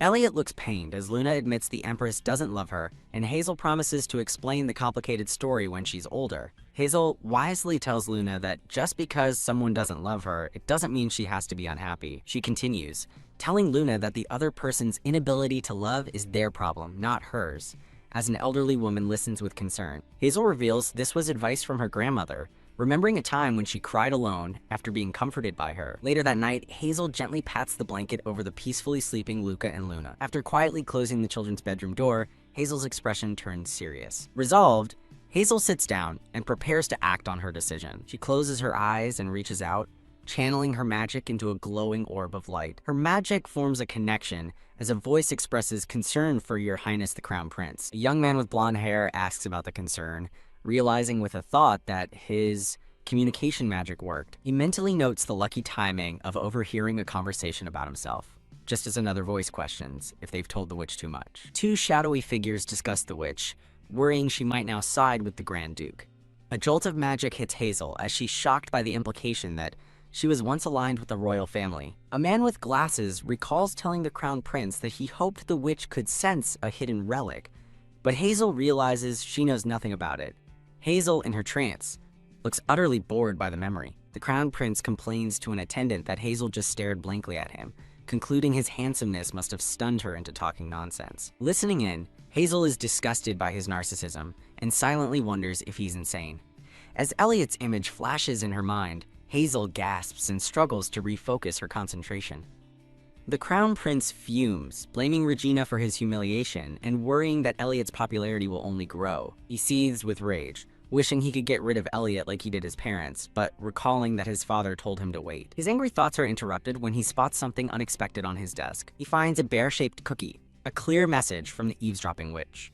The magical connection is severed as Hazel abruptly stops her spell. She looks down, a nervous sweat on her face as she realizes she's just learned something huge. Startled by a sudden knock on her door, Hazel jumps and nervously asks, who is there. Elliot peeks into the room, cautiously calling out for Miss Hazel. Hazel quickly puts on a smile, blushing as she insists that nothing is wrong. Elliot walks in to thank her, though she is still too flustered to properly respond. With a warm smile, Elliot praises her as a capable nanny who deserves a reward for her success. Her eyes widen in surprise as he asks if there is anything she would like. With newfound resolve, Hazel looks up at him and confirms that yes, there is. As he encourages her to speak, she steps closer, her hands clenched with nervous anticipation. Looking up at him, she asks if her reward is that he trusts her, to which he simply asks why. Flustered by his unexpected response, she is momentarily speechless. Elliot patiently urges her to go on as she struggles to find her words. She clasps her hands together, her expression a mix of anxiety and hope. She repeats her question about trust, and a slightly blushing Elliot again asks for her reasoning. Elliot looks away, asking her to promise that she will trust him. Looking him in the eyes, she earnestly agrees that she will trust him. A shadow falls over her face as her resolve hardens. Hazel is shocked when Elliot reveals he already knew about her past, exclaiming that he told her he didn't. Elliot explains he only pretended not to know her to protect her, though he admits a lack of trust was also a factor. He pulls his hand away, sternly reminding her that he had warned her not to investigate the matter. Hazel quickly denies investigating, explaining that the Crown Prince came to her and revealed everything himself. She relays that the Crown Prince is looking for a relic he believes is hidden in the estate, but Elliot confirms no such relic exists. Hazel realizes the royal family is attacking them over a baseless rumor, while Elliot thoughtfully considers this new information. Elliot explains the royal family's years-long obsession began when they investigated if his mother, a former saint, brought a relic to the family. He sternly instructs Hazel to keep this secret from everyone, including the children. Elliot reveals that very few people know this information, only himself and Daniel, the captain of the guard. He acknowledges his debt to her, but Hazel humbly brushes it off before changing the subject. As a stunned attendant looks on, Elliot asks Hazel how she evaded detection from the Crown Prince's own wizard. Hazel cheerfully explains she used a clever, advanced sensory transfer spell on a cookie that they'd never suspect. While a chibi Hazel looks pleased with herself, a chibi Elliot remains deeply suspicious of her methods. Elliot silently questions her casual decision to eavesdrop, while Hazel prepares to share another thought. She smiles warmly, admitting to Elliot that watching him struggle breaks her heart. A chibi Elliot holds up a sign telling her not to treat him like a child, leaving a flustered Hazel to deny she was. As Elliot leaves, wishing her sweet dreams, Hazel enthusiastically calls out a goodnight to him. Pausing outside her door, Elliot stands silently for a moment, lost in thought. Hazel reaffirms her loyalty to him, while outside, a blushing Elliot concedes that she is definitely not the Wicked Witch. Cough. The next morning, Hazel lies sick in bed with a cold compress, realizing she's caught a cold. A flashback shows an upset Luca shouting, "No," in front of Hazel and Elliot. The children had been difficult, with Luca refusing to eat or take medicine without Hazel and Elliot present. He had tearfully insisted that he didn't want anyone else taking care of him. Back in the present, Hazel realizes she caught the cold from Luca's stubborn refusal to rest. She despairs over the terrible timing, knowing her healing potions are useless against a common cold, and her stimulants are gone. Determined to find relief, she gets out of bed, remembering she has something in her cabin. She finds and retrieves a small bottle filled with a shimmering pain relief potion. Phew. After drinking the potion, she sighs in relief as she finally starts to feel better. In the quiet cabin, she notes that two maids named Lady and Daisy are watching the children for her. A sudden craving for shrimp porridge strikes, but she worries she doesn't have any fresh shrimp. With a flash of inspiration, she realizes the Grand Duke's kitchen must have some, and begins to daydream about porridge. Mischievously deciding to use 8 whole shrimp, she eagerly heads for the kitchen. Opening her cabin door, she stops short, surprised by what she finds. A sweet, handmade get-well-soon card from the children is taped to her furniture. Overcome with emotion, she clutches the adorable card and promises her little acorns that she will get better soon. She then notices a small bag tucked away beside a cabinet, wondering what else they left. She kneels and picks up the mysterious bag, curiously wondering what's inside. The bag contains lemon candies and several vials of an expensive healing stimulant. Touched by the anonymous, costly gift, she gratefully decides to enjoy it. Her spirits lifted, she happily rushes off to the main kitchen, singing about making her porridge. Arriving at the large pantry, she quietly calls out to see if anyone is there. Sniffle. Her face lights up with joy as she smells the fresh vegetables. Feeling a little guilty for sneaking ingredients, she decides to only take a few. She begins carefully dicing a carrot on a cutting board. The diced vegetables and fresh shrimp are added to a pot of bubbling porridge. The finished dish is a steaming, perfect bowl of shrimp porridge. Kaya, for the finishing touch, she proudly holds up a bottle of her special homemade sesame oil. As she's about to happily drizzle the oil over her meal, a familiar voice calls her name. Elliot stands in the doorway, sternly reminding her that a sick person should be resting, not working in the kitchen. He watches her with a cold, serious expression, waiting for an explanation. Clutching her bowl, a blushing Hazel timidly explains that she was hungry. He asks if she is planning to eat now, and she quietly confirms with a sniffle. Elliot crosses his arms, his gaze fixed on the porridge she just made. Looking down, he unexpectedly adjusts his sleeve and tells her, "Tell me how to make it." Sometime later, Hazel sits on her bed, completely flustered and blushing deeply. She thinks about how she could have just eaten in the kitchen, wondering why Elliot insisted on making the porridge for her himself. Elliot takes the bottle of sesame oil from a surprised Hazel, sternly telling her to stay in her room. He takes her wrist and insists he will bring the porridge to her bedroom when it's ready. A completely flustered Hazel questions his actions, calling him Your Grace. Hazel tries to argue that she's almost done cooking, but one terrifying glare from Elliot silences her. Having returned to her room, Hazel sits in bed and answers a knock, excitedly expecting her porridge. She is stunned when Elliot himself enters with the tray, telling her not to get up. She inhales the pleasant, toasty aroma of the freshly made porridge. After taking a tentative bite, she blushes and confirms that she feels all right now. With a blissful expression, she exclaims that the porridge is absolutely delicious. As Elliot watches from her bedside, she thinks that for some reason, it tastes even better than usual. Her eyes widen with surprise, and a blush spreads across her face as she looks up at him. As Elliot sits on her bed, she explains the porridge is a special dish her grandmother used to make for her. He reminisces about his own mother making him soup whenever he was sick as a child. He recalls the fond memory of his mother eating the soup, noting it's been a long time. A gentle, warm smile spreads across Elliot's face as he remembers. Hazel curiously asks what kind of soup his mother used to make for him. He describes a simple, plain chicken soup with basic vegetables. Hazel earnestly promises to make the soup for him if he ever falls ill. Puffed! Hearing her sweet offer, Elliot breaks into a bright, genuine laugh. After finishing her meal, Hazel sets the empty bowl aside and thanks him sincerely. As she basks in feeling warm and full, Elliot gently touches her forehead to check her temperature. He places his hand against his own forehead for comparison and notes her fever hasn't gone down yet. Startled by the intimate gesture, Hazel turns beet red as he asks if she's taken her medicine yet. Elliot reveals the healing stimulant from before, explaining it was his gift and telling her to keep it a secret. He explains that people with a strong sense of duty often suffer in silence, so he gave it anonymously. Holding the potion, Hazel thinks about his considerate gesture. She thanks him for his thoughtfulness, causing him to look away with a slight blush. After Elliot leaves, Hazel sits alone in her room, the door slightly ajar. She remains in bed, quietly contemplating the evening's events. 1 month later, a stork wearing a satchel flies over the estate and taps on a window. Hazel cheerfully opens the window and greets the delivery stork, thanking it for its consistency. She carefully takes a small pouch from the stork's beak. While she's occupied, Luca sneaks up and innocently asks how babies are made, leaving Hazel speechless. A flustered Hazel defaults to the classic story about storks, which only confuses the nearby delivery bird. Luna matter-of-factly chimes in, explaining that babies are made when a man and woman sleep in the same bed. Mortified, Hazel insists that storks only deliver newspapers, an explanation Luca seems to accept. While visiting a sweet shop, Hazel thanks the stork, who dismisses her gratitude while she recalls the awkward conversation. Back at her desk with a stack of books, she opens the letter the stork delivered. The delivery contains a plaque and a newsletter inviting her to become an honorary member of the Wizard Association. The newsletter explains that witch nannies became trendy after the New Year festival, with her as the prime example. This trend solved the unemployment crisis among lower-ranked witches, leading to a shocking shortage of witch workers. She recalls receiving the plaque and a free honorary membership, which she eagerly accepted. She sits at her desk, realizing she only received the honor because Elliot acted as her guarantor, and wonders why. A bell rings, and thinking it's the children, she decides it's time to head back to them.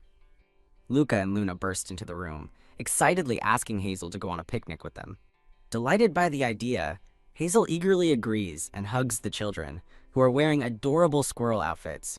The children announce that their brother is coming too, revealing a well-dressed Elliot holding a picnic basket and blanket. On their picnic, Hazel and the children happily enjoy the cheese and ham sandwiches she prepared. Hazel reflects that while they came for a picnic, they've mostly just been gathering herbs. Thinking it's fine as long as the children are happy, she's surprised when they suddenly jump up, finished with their meal. Luca and Luna excitedly tell her about a new flower they found and eagerly pull her to go see it. Elliot calmly calls out from a distance, warning the children not to wander off, or they'll get lost. Mid-sandwich, Hazel pauses to watch Elliot interact with the children. The children suddenly run back, playfully calling out Hazel's name. They eagerly ask Hazel to make them flower crowns, with Elliot and Hazel watching from their blanket. Delighted, Hazel shows them a flower ring she made and happily agrees to teach them how. Hazel feels an intense gaze and turns to find Elliot staring at her from across the blanket. Startled by his stare, she immediately wonders if she's done something wrong. Elliot looks at her with a thoughtful expression, seeming to consider his words carefully. He moves to sit beside her on the blanket, leaving her feeling nervous and confused. Elliot unexpectedly places his hand over hers, causing a shocked Hazel to try and pull away in a panic. She explains her surprise by saying he's usually so busy with mountains of paperwork. Elliot remains silent, leaving Hazel to wonder why he isn't responding. Feeling a little hurt, she asks if he came to watch her because he doesn't actually trust her. He explains he came to protect them in the dangerous forest, but she points out he should be following them, not sitting with her. Elliot simply rests his chin on his hand, looking at her with a knowing expression. His silent reaction leaves Hazel feeling even more confused. He finally speaks, bluntly asking Hazel if she dislikes him. Flustered, Hazel vehemently denies that she dislikes him. Leaning in, Elliot presses her with another question. Then, do you like me? Panicked, Hazel denies that too, which prompts him to slyly ask if that means she dislikes him after all. Peeved? An amused smirk spreads across Elliot's face as he watches her struggle for an answer. Hazel finally manages to say that she thinks he's a good person, blushing deeply as he looks on, satisfied. He leans closer, quietly asking if she plans on taking back her compliment. Suddenly, the sky opens up and a heavy rain begins to fall, forcing them to seek shelter. Having found refuge in a dilapidated old chapel, Elliot observes the storm, noting the dark clouds mean it won't stop soon. He watches the heavy rainfall with a concerned look on his face. Sitting by the fire, Hazel shivers uncontrollably from the cold and dampness. Noticing her shiver, Elliot turns toward her. He drapes his coat over her shoulders, and she stammers a quiet thank you for his kindness. To pass the time, Luna declares the chapel a temple and volunteers to be the Pope. A curious Luca asks what a pope does. A chibi Elliot cheekily replies that they bother their cousins, referencing Pope Giselle, which an indignant chibi Luna denies. Hazel thoughtfully suggests a service or blessing ceremony. The children dismiss her ideas as boring. Luna asks if popes officiate weddings, noting they only handle royal ceremonies. With a determined shout, Luna decides to proceed with her game. Acting as the Pope, Luna stands before an altar and announces the groom is Grand Duke Elliot Blaine. She then declares the bride will be Miss Hazel, leaving both Elliot and Hazel stunned. When Elliot suggests marrying Daisy and Lady instead, an impatient Luna yells at him to hurry up. Hazel and Elliot stand awkwardly beside each other, their faces frozen in shock. Luna pronounces them husband and wife, then orders them to share a kiss, shocking them both. As they both refuse, the children start chanting, "Kiss!" and an exasperated Elliot covers his face, telling Luna she's taking it too far. Elliot tries to compose himself, still red-faced and bewildered by the situation. As the kiss chants continue, he looks at Hazel, thinking it's strange to be so flustered over a simple children's game. A flustered Hazel and a blushing Elliot stand close together in an intimate moment. The romantic tension hangs in the air as they continue to blush, surrounded by illustrative roses. Thump thump. Hazel suddenly embraces a surprised Elliot. Thump thump. Holding him tightly with her eyes squeezed shut, she quietly whispers, "Rain." Elliot looks down at her in confusion, questioning her strange word. Luna and Luca tilt their heads, equally perplexed by the mention of rain. Suddenly, the sun breaks through the trees as a voice announces the rain has stopped. As they walk through the sunny forest, Luca asks how Hazel controlled the weather, and she shyly admits it's her first success. Elliot thoughtfully observes that she must have really wanted it to work. Luca suddenly asks Hazel if she has ever wanted a little sibling. A surprised Hazel turns around, wondering where such a question came from. The children cheer that they'd love for Hazel to be their sister. Stunned, Hazel listens as the children start chanting for her to marry him. She thinks to herself that the Grand Duke would never marry a witch. Furthermore, she believes he definitely wouldn't marry a nanny. She recalls an image of a loveless noble wedding, thinking it's about family contracts. Luna asks Elliot if he'll get married like that, and he confirms his family needs help from others. A panicked Hazel waves her hands, insisting she doesn't think about marriage, especially not with the Grand Duke. Luna and Luca stare blankly at her vehement denial. Luna then declares that if she were Hazel, she wouldn't marry her brother either, which visibly annoys Elliot. Hazel glances back at him, caught in the awkward moment. An offended Elliot turns and demands to know what Luna's comment was supposed to mean. Hazel continues walking with her basket, trying to ignore the conversation. Luna asks Elliot if he's really not interested in Hazel. She tells him not to make Hazel uncomfortable and reveals she thinks Hazel likes him, stunning Elliot. Luna explains that when the Yetis appeared, Hazel said he looked cool. She recalls how Hazel was staring out the window in a daze after he returned from the battle. As a flashback shows Hazel's admiring expression, Elliot asks in disbelief if that's what she really said. He thinks to himself that covered in Yeti blood, he couldn't have looked cool at all.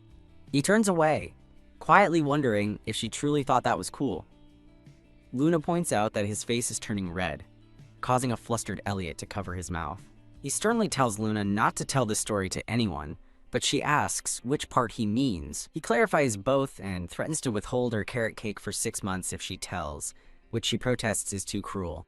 In his office, an aide informs Elliot that the Crown Prince sent a letter confirming he'll attend the ball. The aide notes that the star of their plan is personally coming to them. Looking at the letter, Elliot declares that half of their operation is now complete. He stares at the envelope with a serious expression. A close-up reveals the green wax seal of the royal family. Elliot's thoughts drift to an image of Hazel smiling brightly in the forest. The aide tries to get his attention, musing that witches can bewitch people and asking if he's listening. In a grand hall, women gossip that Elliot is way overdue for marriage. The aide advises Elliot to seriously consider proposing to a lady during the event. He reminds Elliot the ball is also a chance to squash unfounded rumors, which started when he was seen whispering to Hazel. The aide insists that Elliot must publicly deny the rumors, as they will severely damage his marriage prospects. The aide looks on with a determined, serious expression. He instructs Elliot to keep as far away from the witch as possible during the party. The scene briefly shows Hazel in an elegant dress, standing with a maid on the estate grounds. A shocked Hazel gasps, her hand flying to her mouth. Elliot agrees with his aide's instruction, stating he was already planning to. As a figure approaches in the distance, the aide remarks, "Speak of the devil, here they come." A confident man in a regal uniform, the Crown Prince, remarks that the key figures have arrived. Elliot thoughtfully wonders if he really looks that old, which earns a shocked pardon from his aide. The aide reminds Elliot how Hazel once asked if he was the children's father, which clearly still stings him. Observing Elliot's stunned silence, the aide realizes he's completely dumbfounded by the memory. He explains that Elliot used to be sleep-deprived and constantly frowning, prompting a shocked Elliot to ask if he looked that bad. The aide reassures him that he looks much better now, so his marriage prospects with the lady should be excellent. Grudgingly admitting Elliot is annoyingly handsome, the aide urges him to stay focused for the party. Elliot and his aide turn to greet the Crown Prince, who has just made his grand entrance. As they shake hands, the prince explains he rushed over, quoting a proverb about the importance of family. Beside the prince, a graceful blonde woman offers a gentle, pleasant smile. The woman continues to smile serenely, surrounded by an aura of elegance and roses. Elliot gently takes the woman's offered hand. He brings her hand to his lips for a formal kiss as Hazel watches silently from afar. Hazel stands speechless, taking in the scene before her. Deciding it's time for the children's dinner, Hazel turns to leave, but is stopped by a voice calling her a witch. She turns back with a questioning look, surprised to be addressed so rudely. A trio of confrontational noblewomen, led by one with pink pigtails, stands before her with disdainful expressions. The lead woman addresses Hazel by name, her tone sharp and accusatory. Hazel confirms her name and asks what's wrong, only to be called a wicked witch. The woman accuses Hazel of scheming to get close to Elliot and declares a witch could never become Grand Duchess, leaving Hazel stunned. She proclaims that the esteemed position belongs to Lady Bella of the Monet ducal family. Telling Hazel to aim for something more realistic, the woman is met with a flustered denial, as Hazel insists she never had such ambitions. The woman recalls the New Year's banquet, accusing Hazel of acting brazenly by whispering to Elliot and then playing innocent. Hazel clarifies she was just trying to sneak a taste of the tripe he was eating, an explanation that disgusts the noblewoman. The woman's criticism then shifts to Hazel's outfit, finding another reason to be offended. She scoffs that a mere nanny shouldn't wear a dress fit for a wealthy lady, and Hazel notes the woman's furious expression. Hazel calmly replies, the dress was a gift from Elliot, cleverly suggesting that if the woman has an issue, she should ask him if he has feelings for her. Secretly, Hazel smirks, recalling that the dress was actually just an accidental order placed by a maid. Hazel advises the fuming woman to take her complaints directly to Elliot instead of picking on someone easy. Walking away confidently, Hazel thinks that the woman can't even win an argument as she leaves the trio fuming in her wake. Her victory is cut short when a voice shouts her name, causing her to gasp in surprise. At the top of the stairs, Luna and Luca peek out, asking where she's been. Luna eagerly asks when they're going to see the fireworks. Realizing the music has started and it's late, Hazel panics, grabbing Luna's hand. She apologizes profusely to the children, admitting she lost track of time while getting ready. Kneeling down, Hazel smiles warmly at Luna and Luca, now ready to go. As Hazel leads the children through the party, an onlooker notes that they can't officially attend. Hazel scans the room, thinking that while they have permission for the fireworks, she must find Elliot to hand the children over to him first. Spotting a group of guests, she worries that time is running out before the fireworks begin. Hazel approaches a man with a ponytail, addressing him as Sir Victor. She brightly asks Sir Victor if he has seen Elliot. Sir Victor hesitates for a moment, his expression slightly troubled. He points across the ballroom, telling her Elliot is over there. Hazel's cheerful expression falters as her eyes widen in shock at what she sees. In the center of the floor, Elliot dances with a blonde woman as a guest remarks on what a perfect pair they make. Other ladies gossip that Lady Bella is a perfect choice for Grand Duchess, calling the dancing couple picturesque. Hazel tries desperately to keep her face neutral as she feels her expression stiffening with dismay. Turning to Sir Victor, she asks him to watch the children for a moment while she goes to set off the fireworks. Sir Victor cheerfully suggests she has plenty of time and invites Lady Hazel for a dance. A flustered Hazel protests that she can't dance, but he insists that today is the day she'll learn. Sir Victor cheerfully volunteers a stunned Sir Daniel to watch the children. Hazel politely declines the dance, noting it's improper for a servant, but Sir Victor points out they are all servants of the household. A vice captain sternly warns Sir Daniel not to get too close to Elliot, and he quickly agrees. Ignoring her protests, Sir Victor excitedly pulls a wide-eyed Hazel onto the dance floor. As they dance, he compliments her, remarking that she's doing surprisingly well for a beginner. Hazel laughs, crediting him as a good teacher and admitting she's just barely managing. Just as she says this, she steps on his foot and apologizes, but he brushes it off with a smile. He reassures her by sharing that he was once so clumsy that people avoided dancing with him. He takes her hand more firmly, guiding her with a reassuring grip. She wonders why someone so skilled would teach her, and he playfully insists he's decent now. A sharp voice cuts in as Elliot appears, pointing out that the straps on her dress are undone. Startled, Hazel stammers his title, while Sir Victor smiles at the Grand Duke's arrival. Sir Victor declares that with a more excellent teacher present, he will humbly step aside. A panicked Hazel calls out to Sir Victor as he leaves her alone with the stern-looking Elliot. Laughing nervously, Hazel tries to flee as well, but Elliot calls for her to wait. Elliot stands with a grim expression, a shimmering aura around him. Panicked, Hazel calls out to the retreating Sir Victor, left alone with a stern Elliot. Elliot remains standing with a serious expression, the air around him sparkling. As she turns to leave, Hazel worries that staying any longer will make her as bitter as the other ladies. Deciding to prepare the fireworks, she makes a quick turn to leave the balcony. In her haste, Hazel loses her footing and begins to fall backward with a gasp. Crying out that she's falling, she feels a hand suddenly catch her shoulder. Saved from her fall, she looks back in surprise to see who caught her. Elliot holds her steady, looking down at her and bluntly saying, "Huh, witch?" He steadies her as they stare at each other, a moment of surprise passing between them. To her astonishment, Elliot kneels before her, assuring her that this time, her straps won't come undone. He asks if she is all right, and a flustered Hazel brightly stammers that she's fine. Waving her hands, she thanks him and urges him to go back inside the party. Elliot flatly refuses, leaving a confused Hazel to ask what he means. He stands before her on the quiet balcony, blocking her path. Hazel hesitantly explains that it feels inappropriate for her to be dancing out here in her current outfit. Elliot coolly asks what's wrong with the dress that he personally bought for her.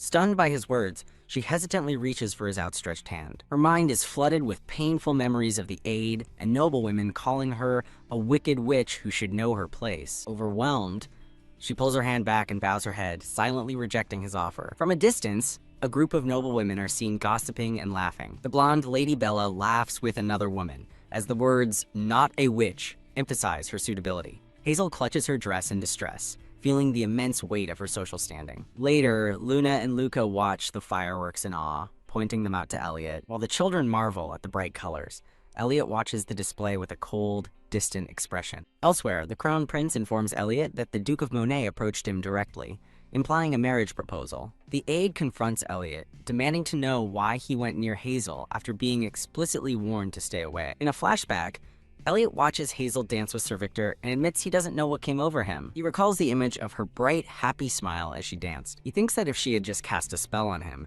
his confusing feelings would be easier to accept. The aide reminds him of his political duties, stressing that his household needs alliances and has no support from the Emperor. He explains that an alliance with a powerful family like the Monet is their only path forward. Memory of Luna asking if he'll have an arranged marriage plays, showing a somber Elliot from the past. Elliot's expression hardens as he accepts the weight of his duty. Though surrounded by the cheerful children, Elliot's face remains grim and unreadable. A chibi illustration depicts an angry Elliot as a terrible guardian whose siblings ran away. A caricature shows a stubborn Elliot, the pitiful young head of the family, frustrating Hazel. Elliot recalls how Hazel used to insult him, believing she must have hated him back then. A flashback reveals a cheerful Hazel playfully dangling the locket in front of a flustered Elliot. The scene transitions to a soft, romanticized memory of him and Hazel in a grand hall. He remembers a specific moment he carried her, the locket visible on his uniform. A memory of Luna surfaces, recounting that Hazel thought he looked cool when fighting Yetis. He vividly recalls the adoring, blushing look she gave him at that very moment. The memory continues on a balcony, where he gently adjusted the ribbon on her dress. He remembers her initial surprise, which quickly melted into a shy, blushing expression. Her expression turns to shock as his own gaze suddenly becomes sharp and intense. As a bunny-shaped firework explodes, Elliot comforts Luna, dismissing her words as a simple misunderstanding. "Pop!" A delighted Lucas shouts Luna's nickname, Lulu, completely captivated by the fireworks. Luna points toward the sky, excitedly exclaiming that the firework looks just like a bunny. Elliot stands beside the children, his expression unreadable, as he watches the display. From a distance, Hazel watches them, a trail of golden magic swirling from her fingertip. She seems startled by her own uncontrollable magic, covering her face in a flustered panic. Lowering her hand, her worried gaze remains fixed on the balcony where the family stands. A colorful firework bursts as Elliot blushes, muttering a frustrated, "Ah, damn it." He pulls the children into a warm embrace, sharing the beautiful moment under the starry sky. Later that night, the grand estate stands quiet and peaceful under the moon. Inside, the festive atmosphere is interrupted as guests are escorted from the ballroom. A noblewoman protests being thrown out, but an official insists they need her cooperation for a search. Murmurs spread as the reason is revealed. A sacred relic has disappeared from the Grand Duke's chapel vault. A frantic guard reports they've searched everywhere, prompting Elliot to order a check of all departed guests. A carriage speeds away from the estate, and its sole passenger is identified as the Crown Prince. Elliot angrily intercepts the carriage, demanding the Crown Prince hand over the stolen item immediately. The Crown Prince feigns outrage, questioning Elliot's disrespectful behavior toward a royal. Elliot specifies he wants the relic, making the prince recall his own father's long-held desire for it. A sinister grin spreads across the Crown Prince's face, confirming he knows exactly what Elliot is after. In a flashback, a smiling Elliot discusses a letter with his trusted aide. The aide recounts how the prince was openly delighted that the relic truly existed, not even trying to hide his desire for it. He remembers the prince's pathetic and stubborn denials, claiming he didn't even know where the relic was. Remembering this, Elliot smiles with confident satisfaction, certain he has the upper hand. The scene focuses on the ornate, magically shimmering relic at the center of the conflict. The next morning, Luna and Lucas excitedly chatter about how pretty the fireworks were, especially the bunny-shaped ones. Hazel asks if she should arrange the same for Luna's birthday, and Lucas eagerly requests it for his own. She happily agrees, but tells them it's time for bed, playfully warning them about ghosts if they stay up. With tears welling in his eyes, Lucas sweetly asks if he and Luna can sleep with her tonight. Luna complains that her brother is too rigid to have a lover, while Hazel muses he might get one soon. Luna pointedly asks if Hazel knows Lady Bella from the Monet family, but Hazel replies that she doesn't. Luna continues to watch Hazel with a serious and calculating expression. She finally states that her brother and Hazel look better together and that she thinks he likes Hazel. Completely stunned, Hazel stammers in disbelief at Luna's bold matchmaking attempt. Luna argues that her brother only plays pranks on Hazel, but Hazel nervously dismisses it as him just being comfortable with her. Hazel reminds Luna that Elliot has shown kindness to others too, like when he tied Luna's shoelaces. She flails her hands frantically, insisting that it's all the same feeling and definitely means nothing special. Sitting up with determination, Luna boldly declares, "I want Hazel to marry my brother." She explains that this is the only way for them all to become a real family. Hazel cheerfully counters that she already considers them family, prompting a flustered Luna to quickly agree. Luna clarifies she didn't mean anything by her question, but Hazel just laughs it off warmly. The next morning, Luna and Luca sleep peacefully in bed together. A quiet moment focuses on Luna's hands, resting peacefully as she sleeps. Peeking from under the covers, Luna wakes up and asks Hazel if she dislikes her brother. Hazel looks startled and saddened by the unexpected question. Sitting by their bed, Hazel reassures Luna that if she doesn't like Elliot, she won't mention it again. Walking through the hall with a lantern, Hazel reflects on her growing desires now that her life is comfortable. Elsewhere, Elliot stands before a door, recalling that a year ago, his only wish was for a single friend. As Elliot turns, a voice addresses him as "Your Grace," and he greets Lady Hazel. Holding her lantern, a surprised Hazel asks what brings him to her door. Elliot hesitates, touching the back of his neck awkwardly without answering. The two stand facing each other in a moment of quiet, awkward tension. Elliot apologizes for his rude behavior earlier, leaving Hazel confused as she asks what he means. He looks away with a slight blush, clearly embarrassed by his past actions. Hazel quickly insists he doesn't need to apologize, saying she should be thanking him for saving her. She internally notes his embarrassment, concluding that he didn't truly mean his harsh words. Relieved, Elliot asks if she was hurt, and Hazel confirms she's perfectly fine. Elliot admits she looks startled to see him, and Hazel internally retorts that anyone would be finding someone lurking at their door. Elliot seems to understand her reaction, murmuring that must have been why she was so surprised. Hazel playfully clings to his arm, gushing that his good looks always catch her off guard, which flusters him. Bidding him goodnight, Hazel prepares to enter her room and tells him to rest well. Hazel's thoughts drift back to her past life in Korea, recalling an obsessive fan of an idol. In a flashback, high school students rave about an idol's unreal good looks and recent comeback. The memory continues as a fan watches the idol on her phone, thinking she just wants to admire him from afar. The fan concludes that the idol's face is a blessing to the world, content to just admire him forever. Hazel has an epiphany, deciding her feelings for Elliot are simply a form of fangirling, like cheering for an idol. She reminds herself of her station, thinking there's no way a Grand Duke would ever end up with a witch. Sitting on her bed, she resolves that if she has fallen for him, she must force herself to fall out of love. Hazel looks up with a determined expression, solidifying her decision. The detailed rose embroidery on her nightgown is shown as she sits quietly. A new day begins as the scene shifts to the grand exterior of the ducal mansion. In another location, a nobleman with a prominent mustache looks furious. A red-haired woman criticizes a young blonde man for failing to learn about a hidden relic, leaving him speechless. The nobleman angrily grabs the young man's wrist, identifying him as Gerald and calling him a mistake. Gerald protests to his father, insisting that confirming the relic's existence is important, but his father dismisses him. The father belittles Gerald for his failures.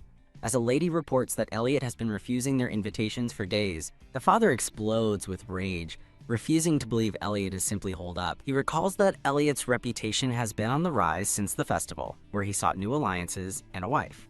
Gerald reports that Elliot believes their family is finished, but his father angrily denies it. The red-haired woman deviously suggests they target the Grand Duchy itself, instead of just the Grand Duke.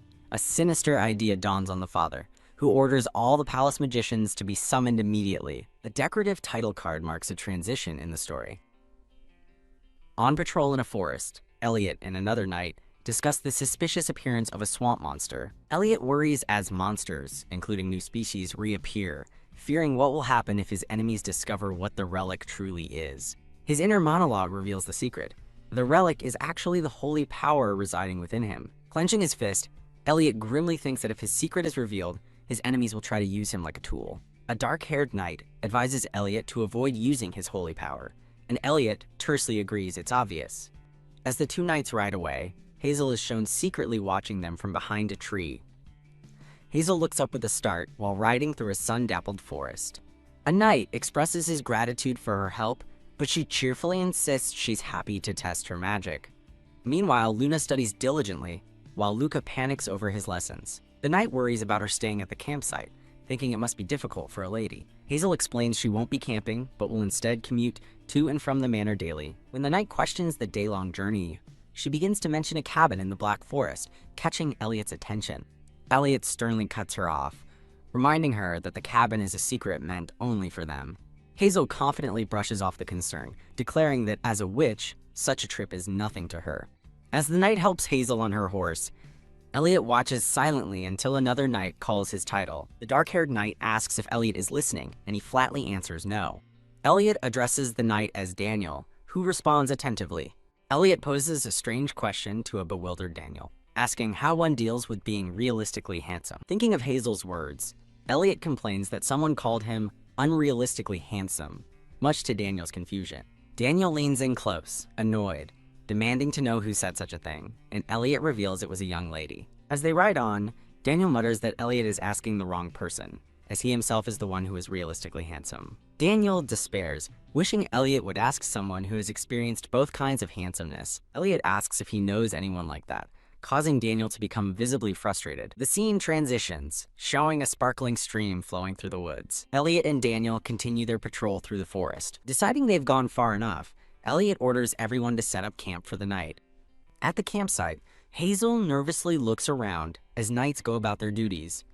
One of the knights realizes he forgot to bring something from the storeroom. Hazel overhears and kindly offers to retrieve it for him if it's not too heavy. Two knights happily gossip, comparing Hazel's helpful nature to a squirrel and praising her for handling dinner. Elliot appears behind them, his face darkened with annoyance as he states that Hazel is not their personal cook. Startled by his sudden and stern interruption, the two knights flinch in surprise. One of the knights stammers an apology while Elliot stands with his arms crossed, looking displeased.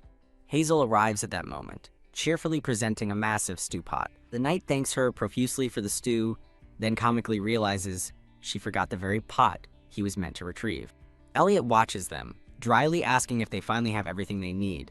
He remains silent, his expression unreadable as he observes the scene. Hazel laughs brightly while chatting with one of the knights. A panicked shout for your grace cuts through the air as a knight rushes toward them, startling Hazel. Gasping for breath, the knight urgently tells Elliot he needs to see something immediately.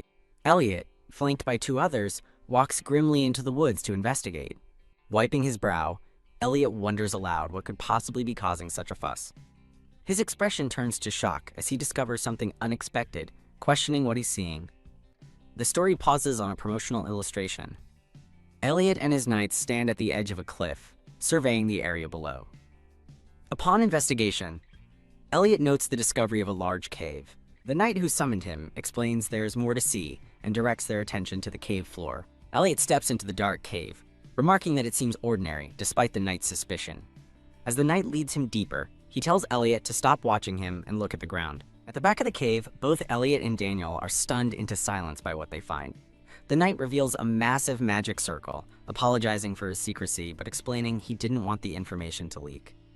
Elliot accepts the apology, stating that his trust was proven when he followed the knight this far. Another knight fanboys over Elliot, while noting that the magic circle appears to have been drawn very recently. Elliot turns to Daniel, asking for his thoughts on the situation. Daniel connects the dots.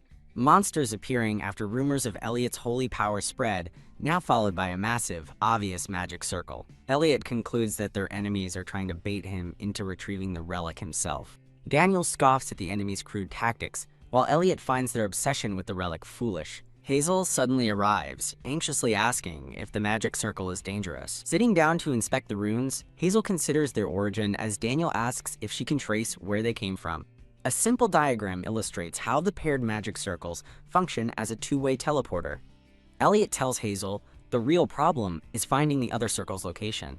He explains that from this circle alone, there's no way to know where the other is or where it will send them. Daniel notes it's the work of a high-level mage that will take time to analyze and suggests they keep going for now. Wearing bunny ears, Hazel announces she'll copy the circle onto parchment and decipher it before the day ends. Her pen carefully traces the intricate design of the magic circle, including a coiled snake at its center. Elliot watches silently from behind as Hazel diligently works on copying the circle's design. He thinks that if they can figure out the activation conditions, they can prepare for the search, feeling a little embarrassed. As she sketches, Hazel muses that the spell should work if copied correctly, but its destination could be very dangerous. Just as Elliot says they should prepare for anything, Hazel urgently shouts for him to stop and not enter the circle. A tiny squirrel suddenly appears inside the circle, surprising both Elliot and Hazel. The magic circle erupts in a blinding purple light, and Hazel screams in horror as Elliot is engulfed. They land in a sunny meadow, with the disoriented Hazel leaning against Elliot's chest, asking where they are. Cursing the spell's sudden activation, Elliot watches as a startled Hazel jolts away from him with an "Ah!" A glowing magic circle in the grass reveals its secret. It was triggered by saying the word squirrel. Noting the new circle isn't activating, Elliot concludes it must have a different trigger word. While Elliot stands guard, Hazel sits and brainstorms new trigger words like rabbit, snake, and acorn. Elliot hands Hazel a dagger for protection before suddenly collapsing, exhausted from their long journey. He ventures deeper into the strange, dense forest. Having finished copying the new circle, Hazel sees the setting sun and worries they can't make it back on foot. Elliot decides they need shelter for the night, pointing out fresh footprints he hopes belong to the circle's creator. Hazel nervously voices her hope that nothing bad happens, prompting a curious look from Elliot. She worries aloud about monsters or being stranded without shelter before catching herself. Elliot suddenly points, telling Hazel to look, which makes her jump in surprise. He reveals a cabin in the woods, and an annoyed Hazel yells at him for scaring her. Elliot sheepishly admits he just wanted to tease her, as she vows to never let him forget it. Stepping inside, they find the interior is a complete mess, and Elliot remarks that it's practically in ruins. He points out a hole in the roof, but Hazel cheerfully notes that the fireplace is still in good shape. A warm fire crackles to life under a stew pot, filling the cabin with light. Tasting her cooking, Hazel brightly states that at least they won't freeze or starve now. A close-up shows her eyes sparkling with delight. Watching her, Elliot can't help but smile warmly, touched by her optimism. He clenches his armored fist, wanting to express his gratitude. As a pan of food sizzles, Elliot's thoughts praise Hazel's cooking skills. Now, out of his armor, he eats, and thinks about how she effortlessly cleaned up the wrecked cabin. He looks at Hazel and tells her with admiration that she is really something else. Elliot compliments Hazel, saying she can do anything, but she modestly brushes it off. Elliot imagines an angry Luna complaining about him getting Hazel's stew all to himself, then thinks that Luca would probably cry. Hazel imagines a tearful Luca asking why only his brother gets to eat, and she wholeheartedly agrees. The two of them share a moment of heartfelt laughter together. As night settles, an owl watches over the lit cabin from a nearby branch. Hazel thinks to herself that even though the stew is delicious, she's feeling nervous. Hazel awkwardly reminds him of his high rank as a Grand Duke. She finds it strange that he's sitting on the floor, but Elliot calmly replies that it's clean now. Hazel insists other nobles would demand a proper seat, but Elliot reveals this is probably the cleanest spot he's ever sat. Completely shocked, Hazel asks what kind of life he has lived to make such a statement. Elliot questions Hazel about her cross-legged sitting posture. As Elliot kneels, asking if her position is uncomfortable, Hazel thinks his formal posture looks far more awkward and is reminded of her school days. Hazel shudders, recalling a painful memory of being punished by having to stand while holding her chair for an hour. Elliot chuckles softly, finding her sudden shift in mood to be so random. Hazel pauses mid-meal, her expression becoming serious. Trying to change the subject, Hazel asks Elliot if he remembers the young lady from Monet he danced with, and he confirms he does. Hazel explains that they are a good match due to their social status and appearance, but her words are met with Elliot's cold silence. Elliot turns away without a word, leaving the atmosphere heavy with unspoken tension. Internally panicking over the awkward mood she created, Hazel is relieved when Elliot announces they've finished eating and should arrange their sleeping spots. As Elliot declares it's time for bed, Hazel offers to finish cleaning in the morning.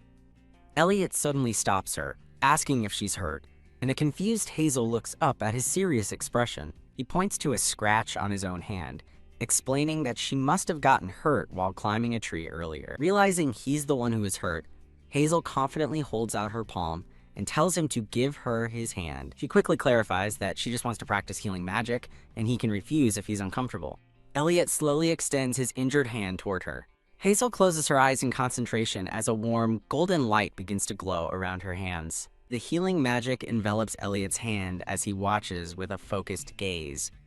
The next morning, they walk through the woods, with a fully armored Elliot looking particularly grim. Hazel worriedly asks if he's okay, and he bluntly replies, "Not at all," inwardly admitting he lost sleep just from holding her hand. Standing before the new magic circle, Elliot wonders aloud what the mage's purpose was here. Consulting with a small bird, Hazel reports that it saw an old man in a long robe head in a specific direction, surprising Elliot. Elliot asks if she can talk to birds, and she proudly confirms she can now communicate with any small animal. A thought strikes Elliot, and he asks if she can find an animal who knows the password, an idea Hazel declares is genius. They begin their search for information, offering an acorn to a wary squirrel. The search continues as Hazel cautiously peers around a tree, spotting a lizard.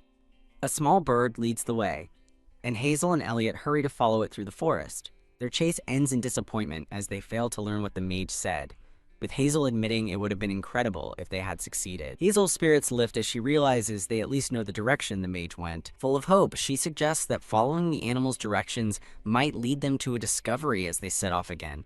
Elliot suddenly stops her with a, "Wait, this," prompting a curious "yes" from Hazel as she looks ahead. His expression darkens as he grimly remarks that they've made an unexpected find. They stand before a massive cliff, where a narration reveals the horrifying discovery of a man-eating bee's nest.